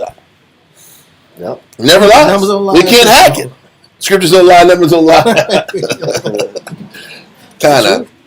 And this is why you're never going to see camps all locked in. That's like Candyland dreams. Like, all the camps coming together and all saluting and Yahweh Hashem Yahweh. That's not going to happen, right? It never happened. How about that? You might have had, listen, because nobody's King David and nobody's Solomon. That never happened. You know, they say the last stronghold was Masada after the Romans came in and destroyed Jerusalem. And they said the Romans had already penetrated the north wall, and the Pharisees and Sadducees were killing each other, still killing each other, while the Romans had already penetrated the wall. Like, and then it took for them to have to see the Romans to start fighting. We're gonna put ourselves on pause, dog. I'll be back. I'll be back. After we kill these boys, I'm gonna get you still. Yeah. I'm gonna kill you dead. Right. It just show you how bad, how severe it is, man. You know, it's the equivalent. It's the modern equivalent of what's that? Just that dead rapper. I gotta say one thing. What does this prove about our people? We hate ourselves. Yeah. We go all around in circles. This is fueled by hatred. You're going to sit back here and set up a plan to take away the money that goes to the poor? You can give two you-know-whats about the poor. Simon, Menelaus didn't care about the poor. That's hatred. What this shows is that we have a great hatred for one another. But all we want to talk about is how Esau hates us. We can talk about that. Esau hates and hates and hates and hates us, and he's wrong to us. Why don't we talk about the real issue is that we hate each other? Black Lives Matter. Do they? Not in 2 Maccabees 4. It didn't matter. We hate each other, right? And that's the problem. This is why, in order for Israel to get the kingdom, he has to do what? In order for Israel to regain the kingdom, scripturally, what has to happen? He has to change our heart. Mm-hmm. That's the only way it's going to work. He has to take the hatefulness out of us and put the law into our hearts. Because without that, we will never be able to rule properly. That is the honest to goodness truth. We're not capable to lead an entire world the way we operate now. We're incapable of it. Man, it's hard to run a household. The way we are. Because you know what you got to run a house, you got to love. It takes love to run a household. It takes love to run a camp. It takes love to run an empire. And Israel don't have enough love to do any of them. It takes love to love yourself. Well, there you go. It's still the same thing. It's still love. And this is why the most I got to take the hatred, the self-loathing. Because if you hate yourself, you're going to treat everybody else like dog, you know what. We got to learn love. And this is why, what was Christ's number one message? Love. It was love. Because we never learned it.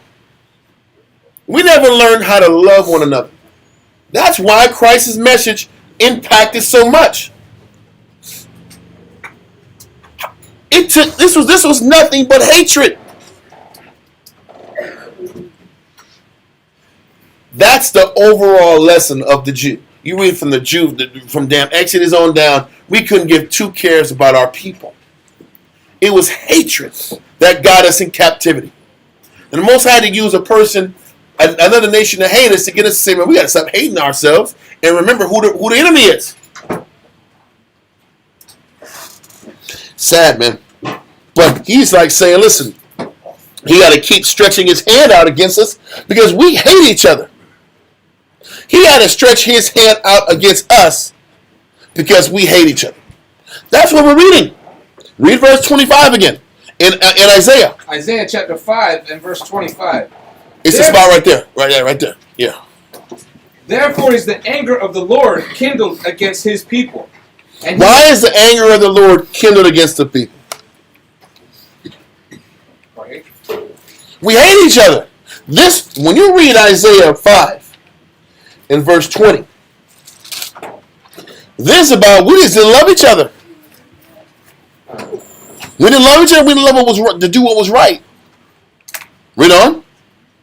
And he has stretched forth his hand against them and has smitten them.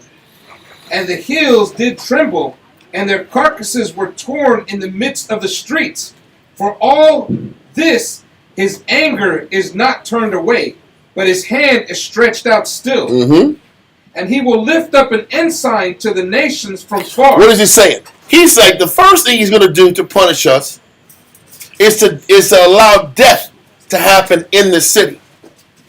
The second thing he's going to do as punishment for our hatred towards one another is to send an ensign towards the nation. Look up ensign.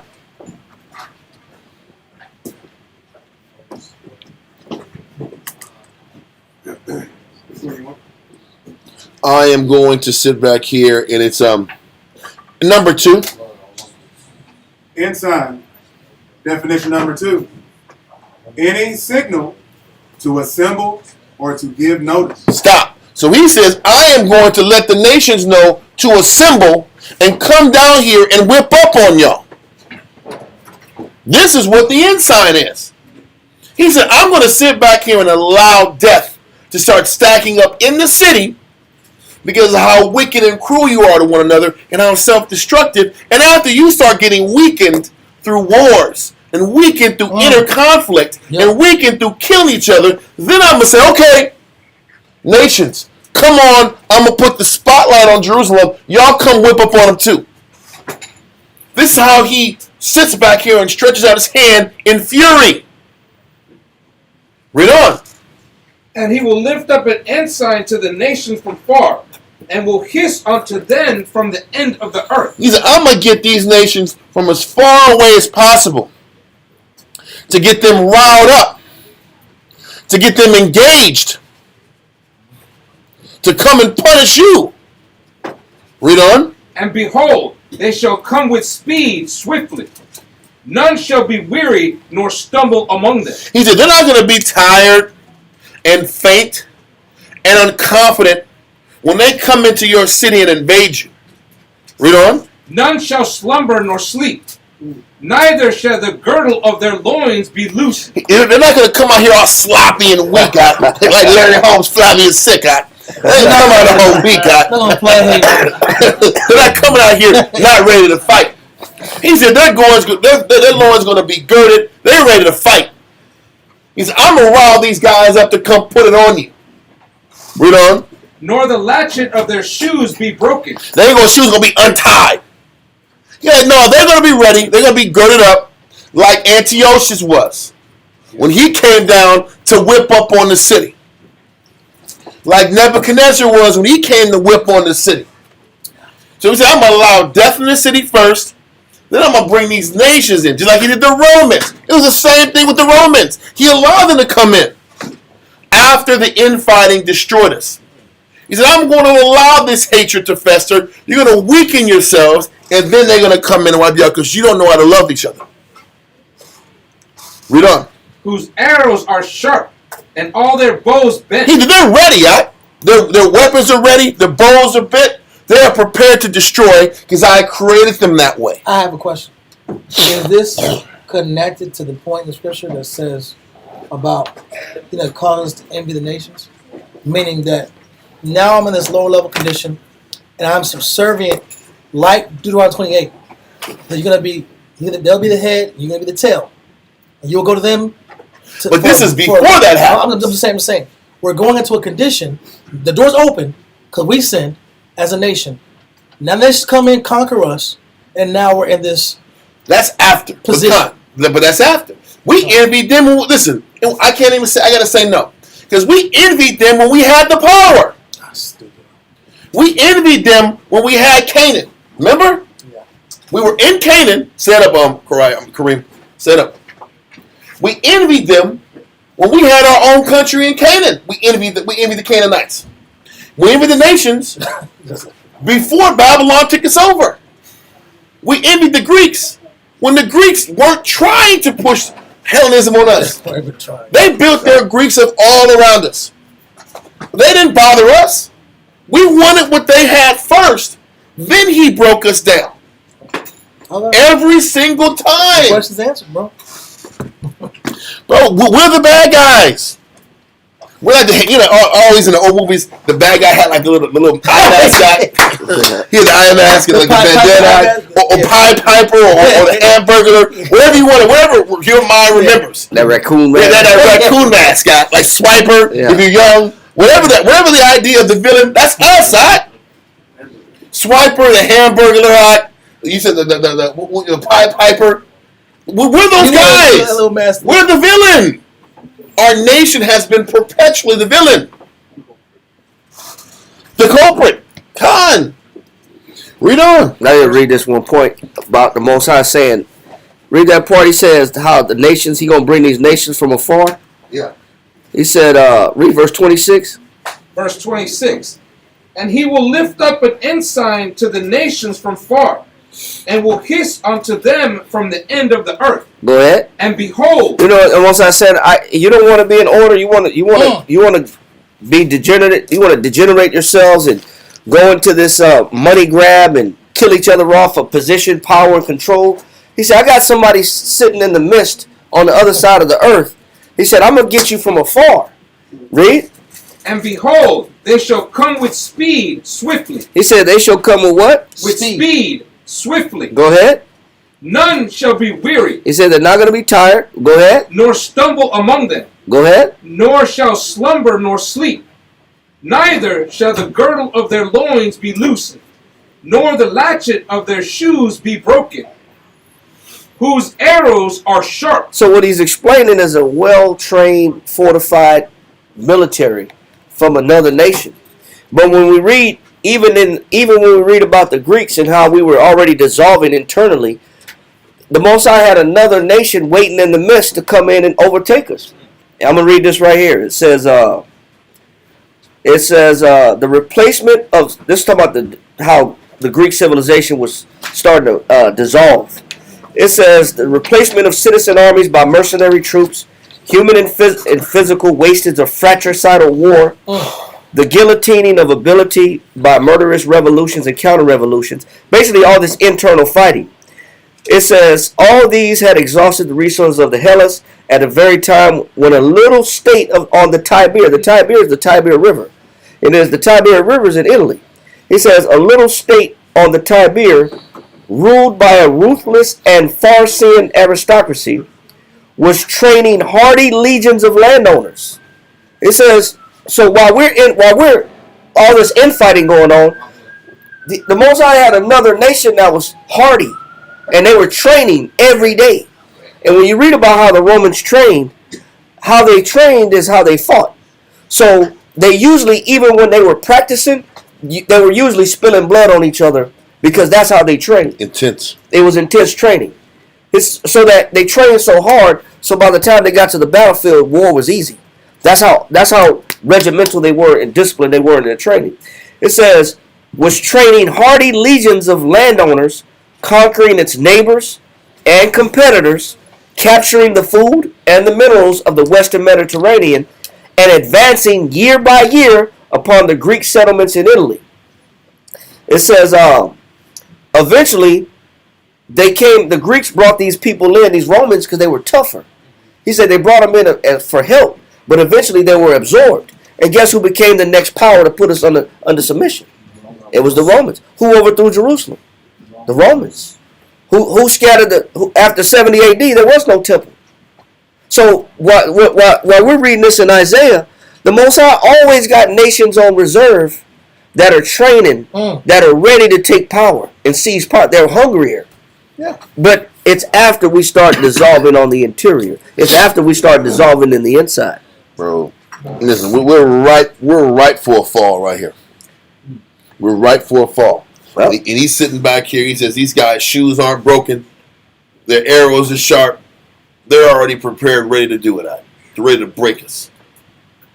You got more? Yeah, that was it. Just to prove that how the Most High always got a military on deck.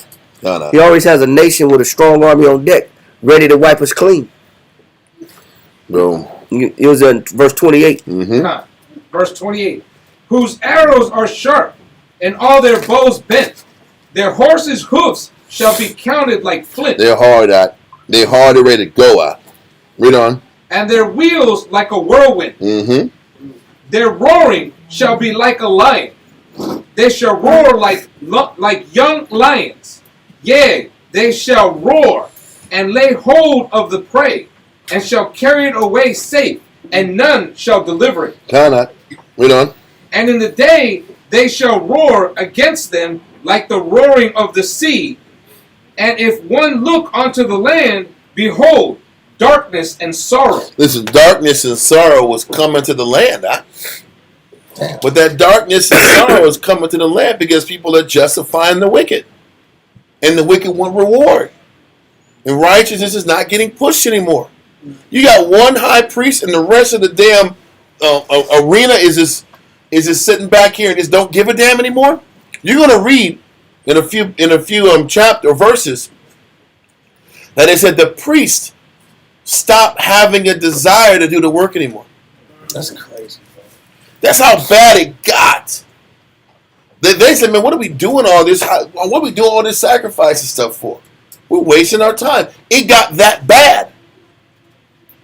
And you wonder why and we say we want to blame the white man and Antiochus Epiphanes is the worst guy ever. We want to blame Antiochus Epiphanes when even the top guys folded to the peer pressure and the influence. This is a sad story, bro. This is sad, but it's the truth. And we're the ones who opened the door and allowed Esau to come in here and take us out. Our wickedness did that. Okay, we're done with verse 30. Let's go back to verse 5. We're only in verse 5. We've done 3.5 hours damn near just with 5 verses out. And it's not like we're stretching it out. This is like real. We have to paint the picture like this. If we don't paint the picture this way, Israel don't get the lesson. We don't get the lesson. You can't just run through the information. Read verse 5. 2 Maccabees chapter 4 and verse 5. So don't forget, this is still Onias saying, I got to do something about these wars and this death in the city. I went to the governor. The governor chastised Simon's faction. They didn't give a damn. They tripled down. They already doubled down after Heliodorus got beat up. Now they're tripling down on this movement because they know they got traction. They got traction, and the people are backing them. So Onias like, I got to go to the king. Hopefully if I go to the king, I can stop this. Read verse 5. Verse 5. He went to the king, not to be an accuser of his country. Because you know what the problem is? Now he looks like a sellout even more. Yeah. Now you going to Master Paul side to tell on us? But what else can Onias do? I got to go to this guy. Because the scripture says, but funny thing is this. Now Simon and his guys are like, the scripture says you're not supposed to go to us. Go to the nations. You're supposed to sit back and deal with it internally. That's what they're going to pull on Onias. They want to pull the scripture when it's convenient for them. Because why would it be said this way? Onias didn't just go to the king to go against his countrymen. Hold this and go to Deuteronomy 17 and 15.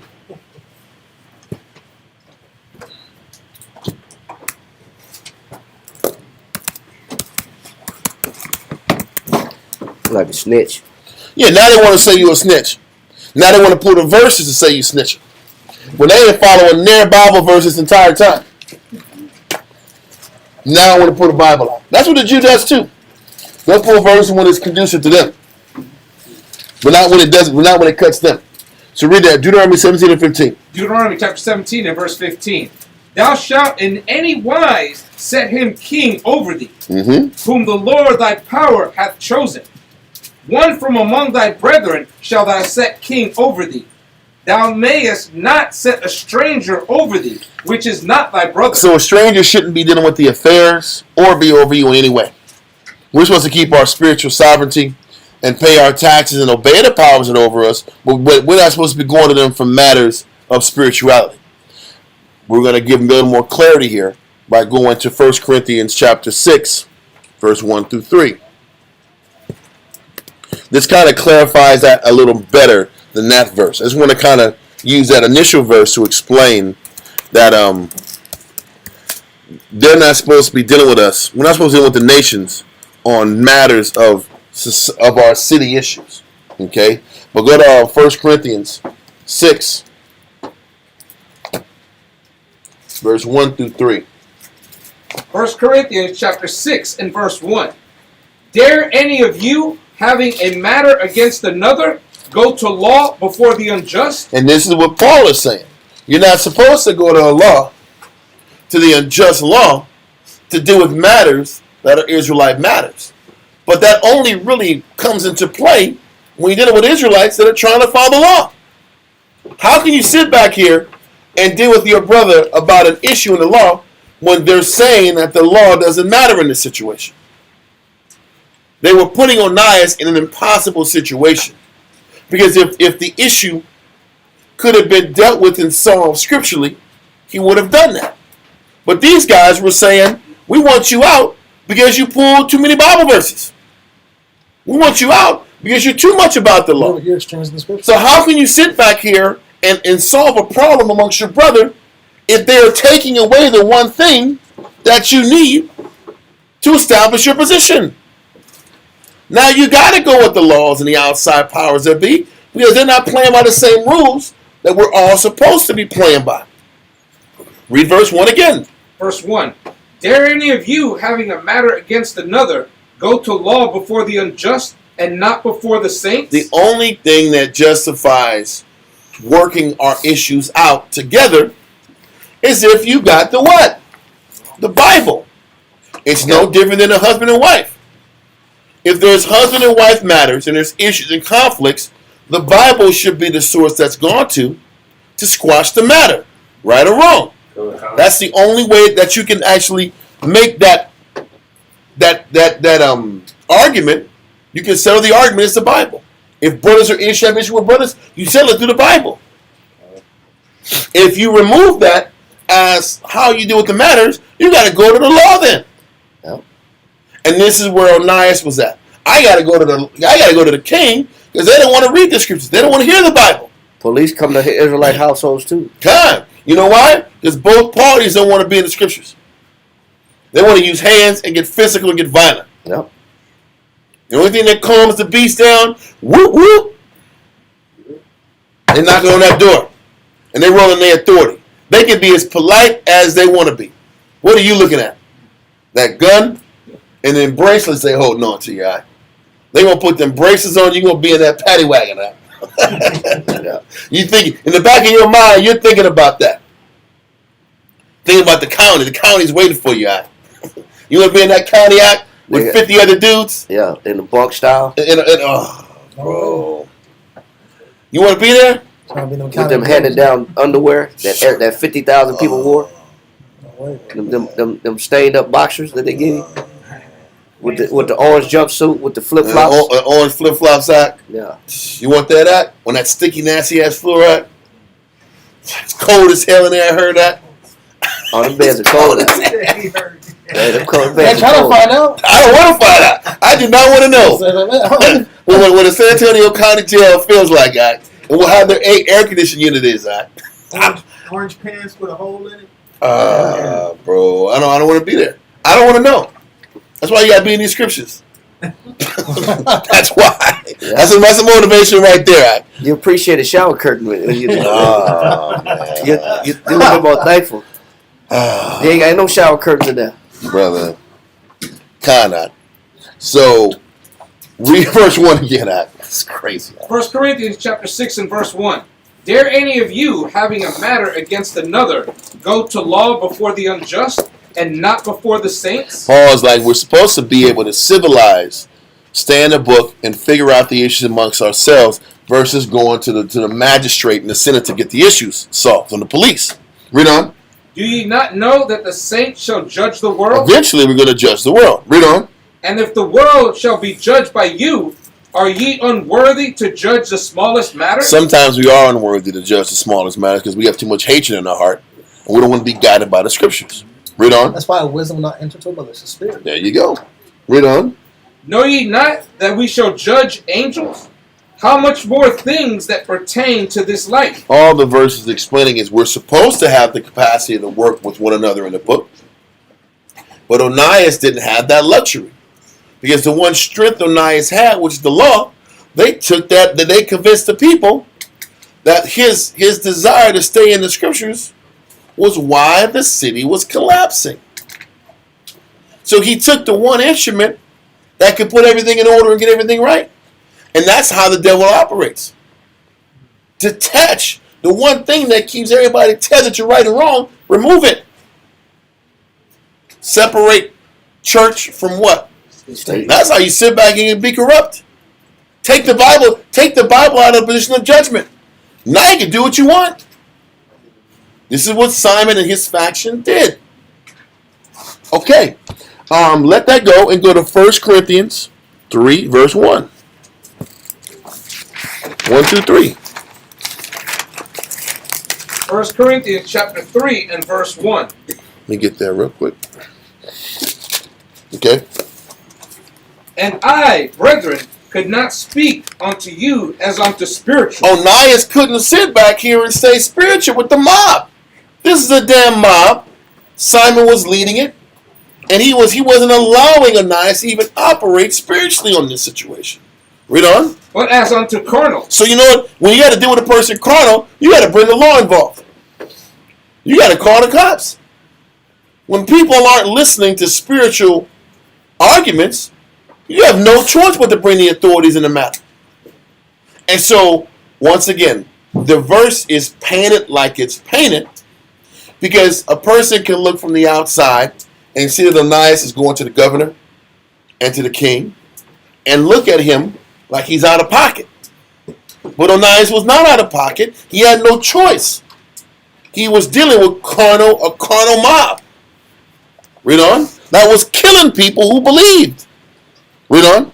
Even as unto babes in Christ, I have fed you with milk, and not with meat, for hitherto ye were not able to bear it. You think Ananias can sit Simon down in Menelaus and go in the scripture to show, hey man, we're just showing the people. You got to get out of your head and let this go, and let the Most High let the Most High work this out. Menelaus, let the Most High, if it's your time, the Most High will remove me. You think that kind of talk Menelaus is listening to? You think Simon wants to hear that kind of counsel? Or let's sit down and look at the budget and show you that the money's going to the widows and the fatherless. Not. You think they want to hear that? He didn't want to care about a budget plan. You think if Onias sat him down and said, listen, the Most High is going to curse us if we don't put this together and we don't unite. They're not listening to that. So they're babes in the spirit. So anything to sit back here and put babes or beasts, you got to bring the law out here. That's the only thing beasts respect is a bigger beast. Yeah. That's it. That's the truth. The only thing a beast respects is a bigger beast. And these dudes rolling in legions. Okay, I'll respect that guy because he got more guns than I do. That's the only thing that they would respond to. They didn't respond to the governor. They didn't give a damn about what the governor said. I got to go over his authority to get this done right. Read on. For hitherto ye were not able to bear it, neither yet now are ye able. Read on. For ye are yet carnal. For whereas there is among you envying and strife and divisions, are ye not carnal and walk as men? Onias said you guys are carnal. There's nothing but envy and strife and fighting and killing and a mob. So I got to go over your head, and I can't keep this spiritual like I want to keep it spiritual. I can't keep this about the Bible. I got to sit back and pull my last card. His last card was to go to the guy or the king who appointed him in the first place. That's his last card he can pull. Seleucus the fourth, he sat back here and backed me and chose me over Jason. I got to go to him and say, hey man, I need your help. These guys aren't listening. Can you please back me and put this thing in order? Even though if that means arresting Simon, arresting Menelaus, and putting these guys in prison.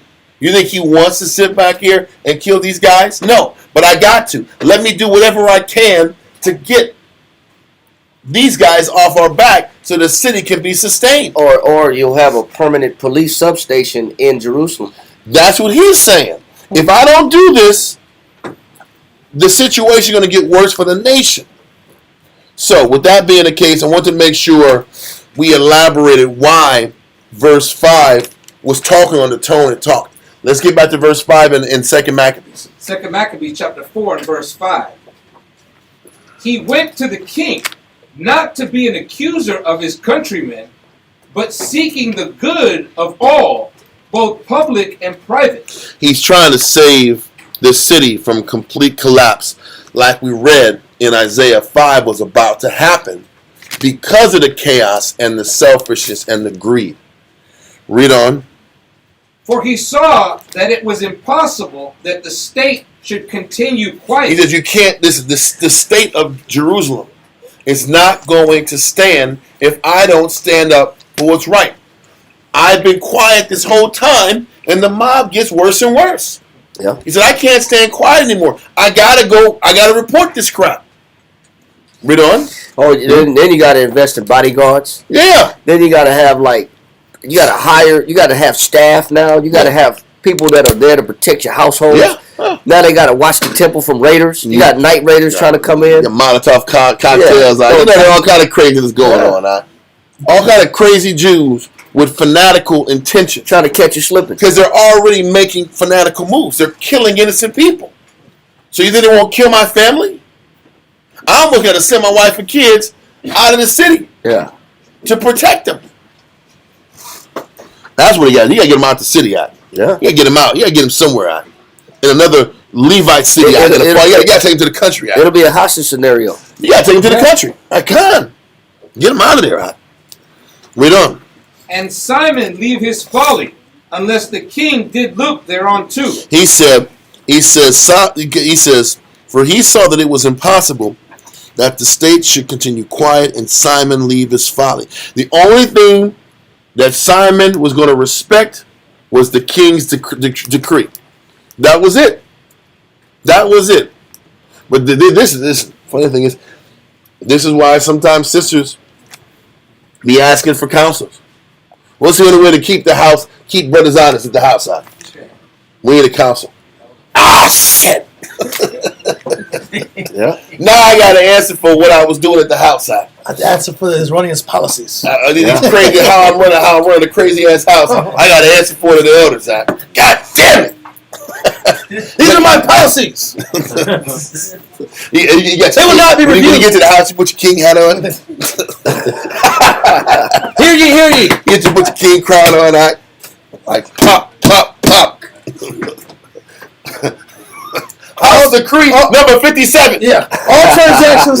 You ever see those Harry Potter movies out when that lady came with all those rules out? She had like 100 new rules out there in the house. Like, damn, we have all these new rules out? What's going on here? Signed by me. Yeah, exactly. That's what men do. What scripture is it? Doesn't matter. Yeah. The Book of the War. Decree 98. Because I said it. Law. It is law now. Anyway. So this it'd be petty too. It'd be petty as hell. Yeah, that's what I'm saying. But you shall get counsel when you leaveth thou shewest. Oh, you cannot get counsel from the outside. Yeah, that's rule number one. Yeah, you ain't going to nobody else. What goes on in this house stays in this house. That is completely outlawed. Yeah. You shall not talk to sisters or people or bring me to counsel. All communication shall cease. If I'm not breaking the 10 Commandments, thou shalt not say anything on my conduct. Yeah, well. Listen, Israel don't say those words, but they're implied. They're implied. That's the truth. Don't you know Decree 47? Hey, I'm gonna remind it to you. Here. When you got like this on the clipboard. Look at your clipboard. Sorry. No, I'm saying when you got sisters in class, brothers get a rib that look like this. Yeah. It's crazy. One eye gets high, like the rock eye. You get that rock eye, and that eyebrow gets high. One eyebrow gets. You know what you better not. You better do this. Don't ask no questions. Exactly. You better not raise your hand.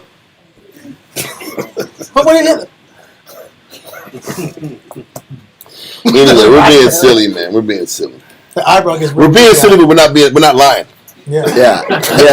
We're being silly, but we're not lying. There's not a lie being said right now. Okay. Where are we at? Verse 6. Read it from the top again. 2 Maccabees chapter 4 and verse 6. For he saw that it was impossible that the state should continue quiet, and Simon leave his folly, unless the king did look thereon too. So once again, he ends up talking to Seleucus the Fourth, but nothing actually happens. Nothing actually happens. So now Onias is in a trick bag, man. Nothing's happening. He tried and attempted to talk to Seleucus the Fourth, and whatever happened in that meeting, it didn't get the message didn't come through.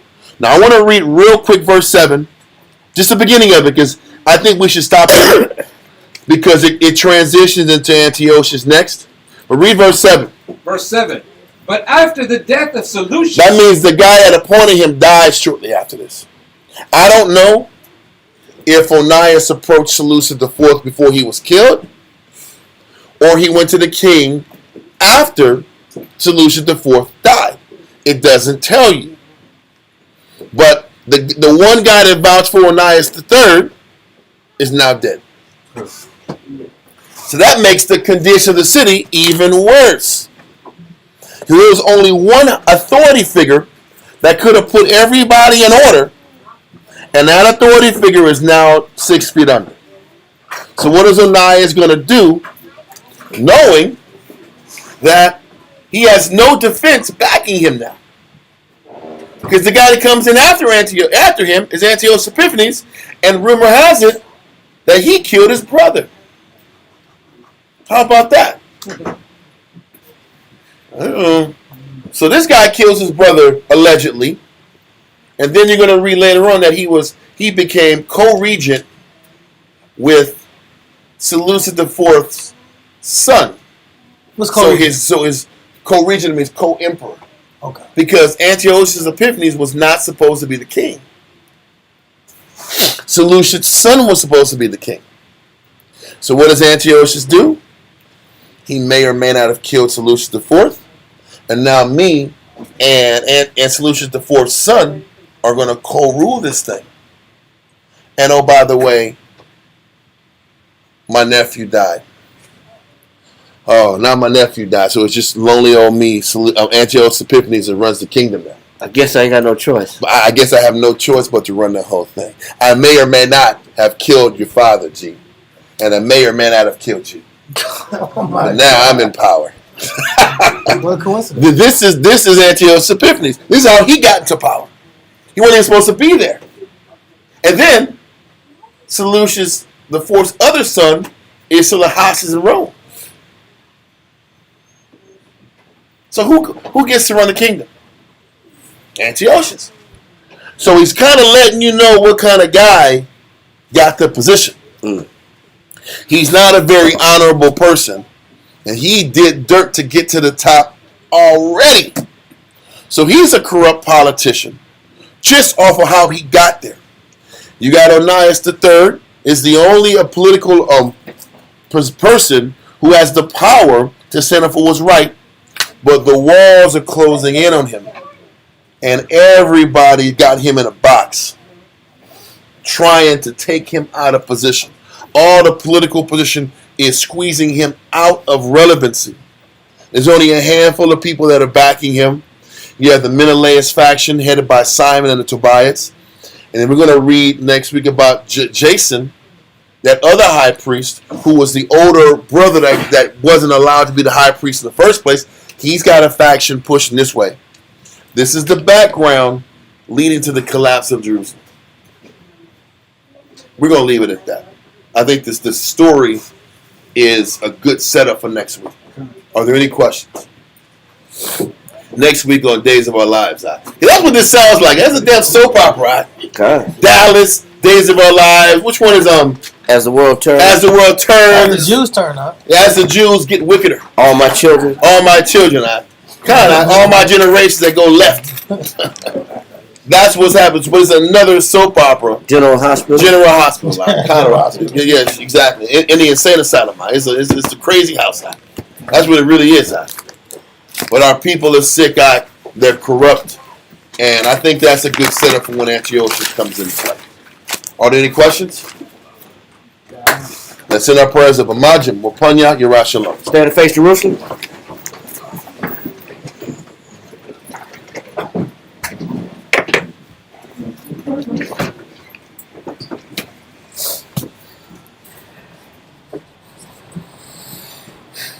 Yahweh. In the name of Yahweh Shai. In the name of Yahweh Shai. Please listen to us right now. Please listen to us right now. Send Michael. Send Michael. And the righteous angels. And the righteous angels. To watch over. To watch over. Bless. Bless. Heal. Heal. Protect. Protect. And make strong. And make strong. The people of Yasharallah. The people of Yasharallah. Also send unto us. Also send unto us. Much wisdom. Much wisdom. Much knowledge. Much knowledge. Much understanding. Much understanding. Much patience. Much patience. Much faith. Much faith. Much brotherhood. Much brotherhood. And much love. And much love. Spiritual power. Spiritual power. And forgive all of our sins. And forgive all of our sins. Yahweh Shai come quickly. Yahweh Shai come quickly. For in thee. For in thee is our hope. is our hope. Always. Always. And forever. And forever. Amen. Amen.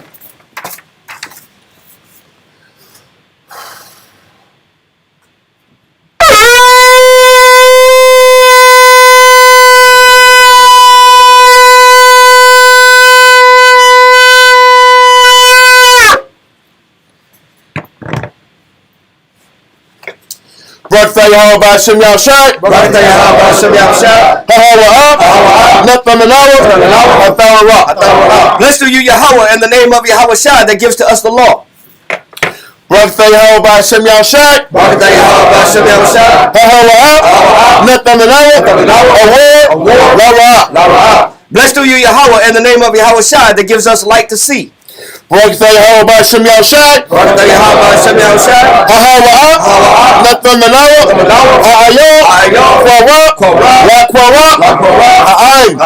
Blessed are you, Yahweh, in the name of Yahweh Shai that gives us the ram's horn to call the people. Barakatah Yahweh Ba'ashem Yahushai. Barakatah Yahweh Ba'ashem Yahushai. Hahawa. Nathan Menawa. Shaman. Zayaf. Lamashach. Yasharala. Blessed are you, Yahweh, in the name of Yahweh Shai that gives us the olive oil to anoint Israel. Psalms 92.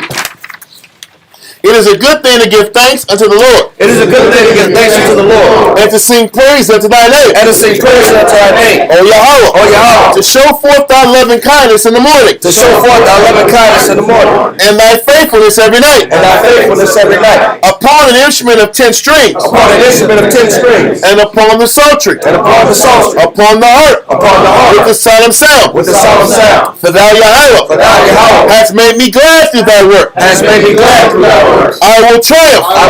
In the works of thy hands. In the works of thy hands. O Yahweh. O Yahweh. How great are thy works. How great are thy works. And thy thoughts are very deep. And thy thoughts are very deep. A brutish man knoweth not. A brutish man knoweth not. Neither let the fool understand this. Neither let the fool understand this. When the wicked springeth the grass. When the wicked springeth the grass. And when all the workers of iniquity do flourish. And when all the workers of iniquity do flourish. It is that they shall be destroyed forever. It is that they shall be destroyed forever. But thou Yahweh. But thou Yahweh. Art most high forevermore. Art most high forevermore. For lo thy enemies. For lo thy enemies. O Yahweh. O Yahweh. For lo thy enemies. For lo thy enemies. Shall perish. Shall perish. All the workers of iniquity. All the works of iniquity. Shall be scattered. Shall be scattered. But my horn shalt thou exalt. But my horn shalt thou exalt. Like the horn of a unicorn. Like the horn of a unicorn. I shall be anointed with fresh oil. I shall be anointed with fresh oil. Mine eye also shall see. Mine eye also shall see. My desire. My desire. And my enemies. Of my enemies. And my ears shall hear. And my ears shall hear. My desire. My desire. Of the wicked. Of the wicked. That rise up against me. That rise up against me. The righteous shall flourish like the palm tree. The righteous shall flourish like the palm tree. He shall grow like a cedar in Lebanon. He shall grow like a cedar in Lebanon. Those that be planted in the house of the Lord. Those that be planted in the house of the Lord. Shall flourish in the courts of our power. Shall flourish in the courts of our power. They shall still bring forth fruit in old age. They shall still bring forth fruit in old age. They shall be fat and flourishing. They shall be fat and flourishing. To show that the Lord is upright. To show that the Lord is upright. He is my rock. He is my rock. And there is no unrighteousness in him. And there is no righteousness in him. Ba'ashem Yahushai. Ba'ashem Yahushai.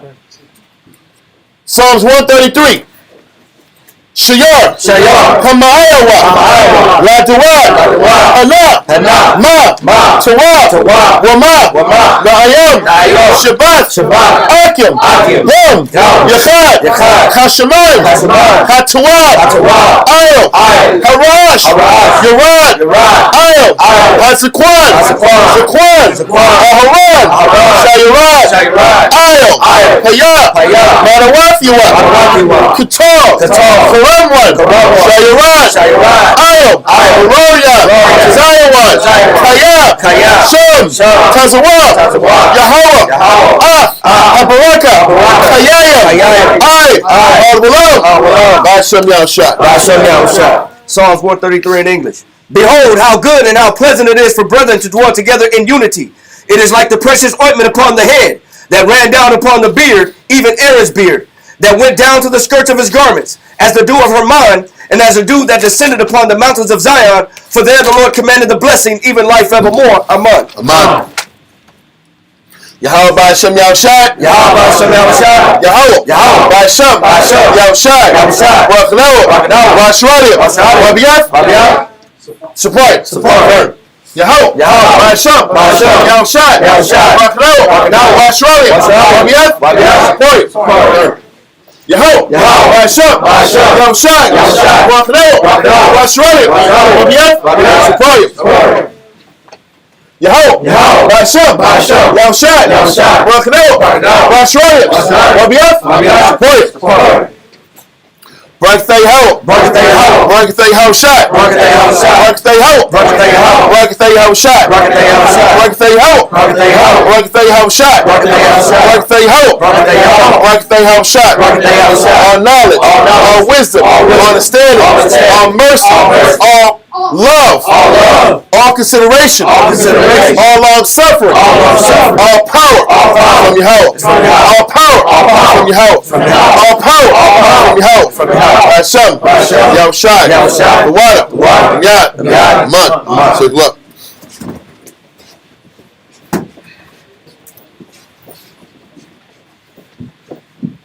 You gonna do it today?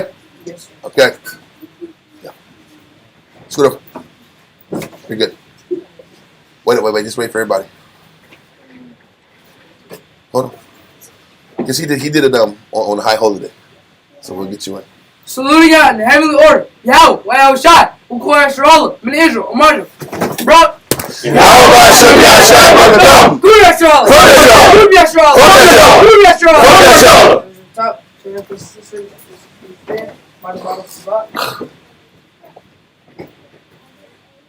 Saluting out the daughters of Zion, Min Israel, Amarja. Rob. Yahshua Hashem Yahshua. Yahshua dismiss.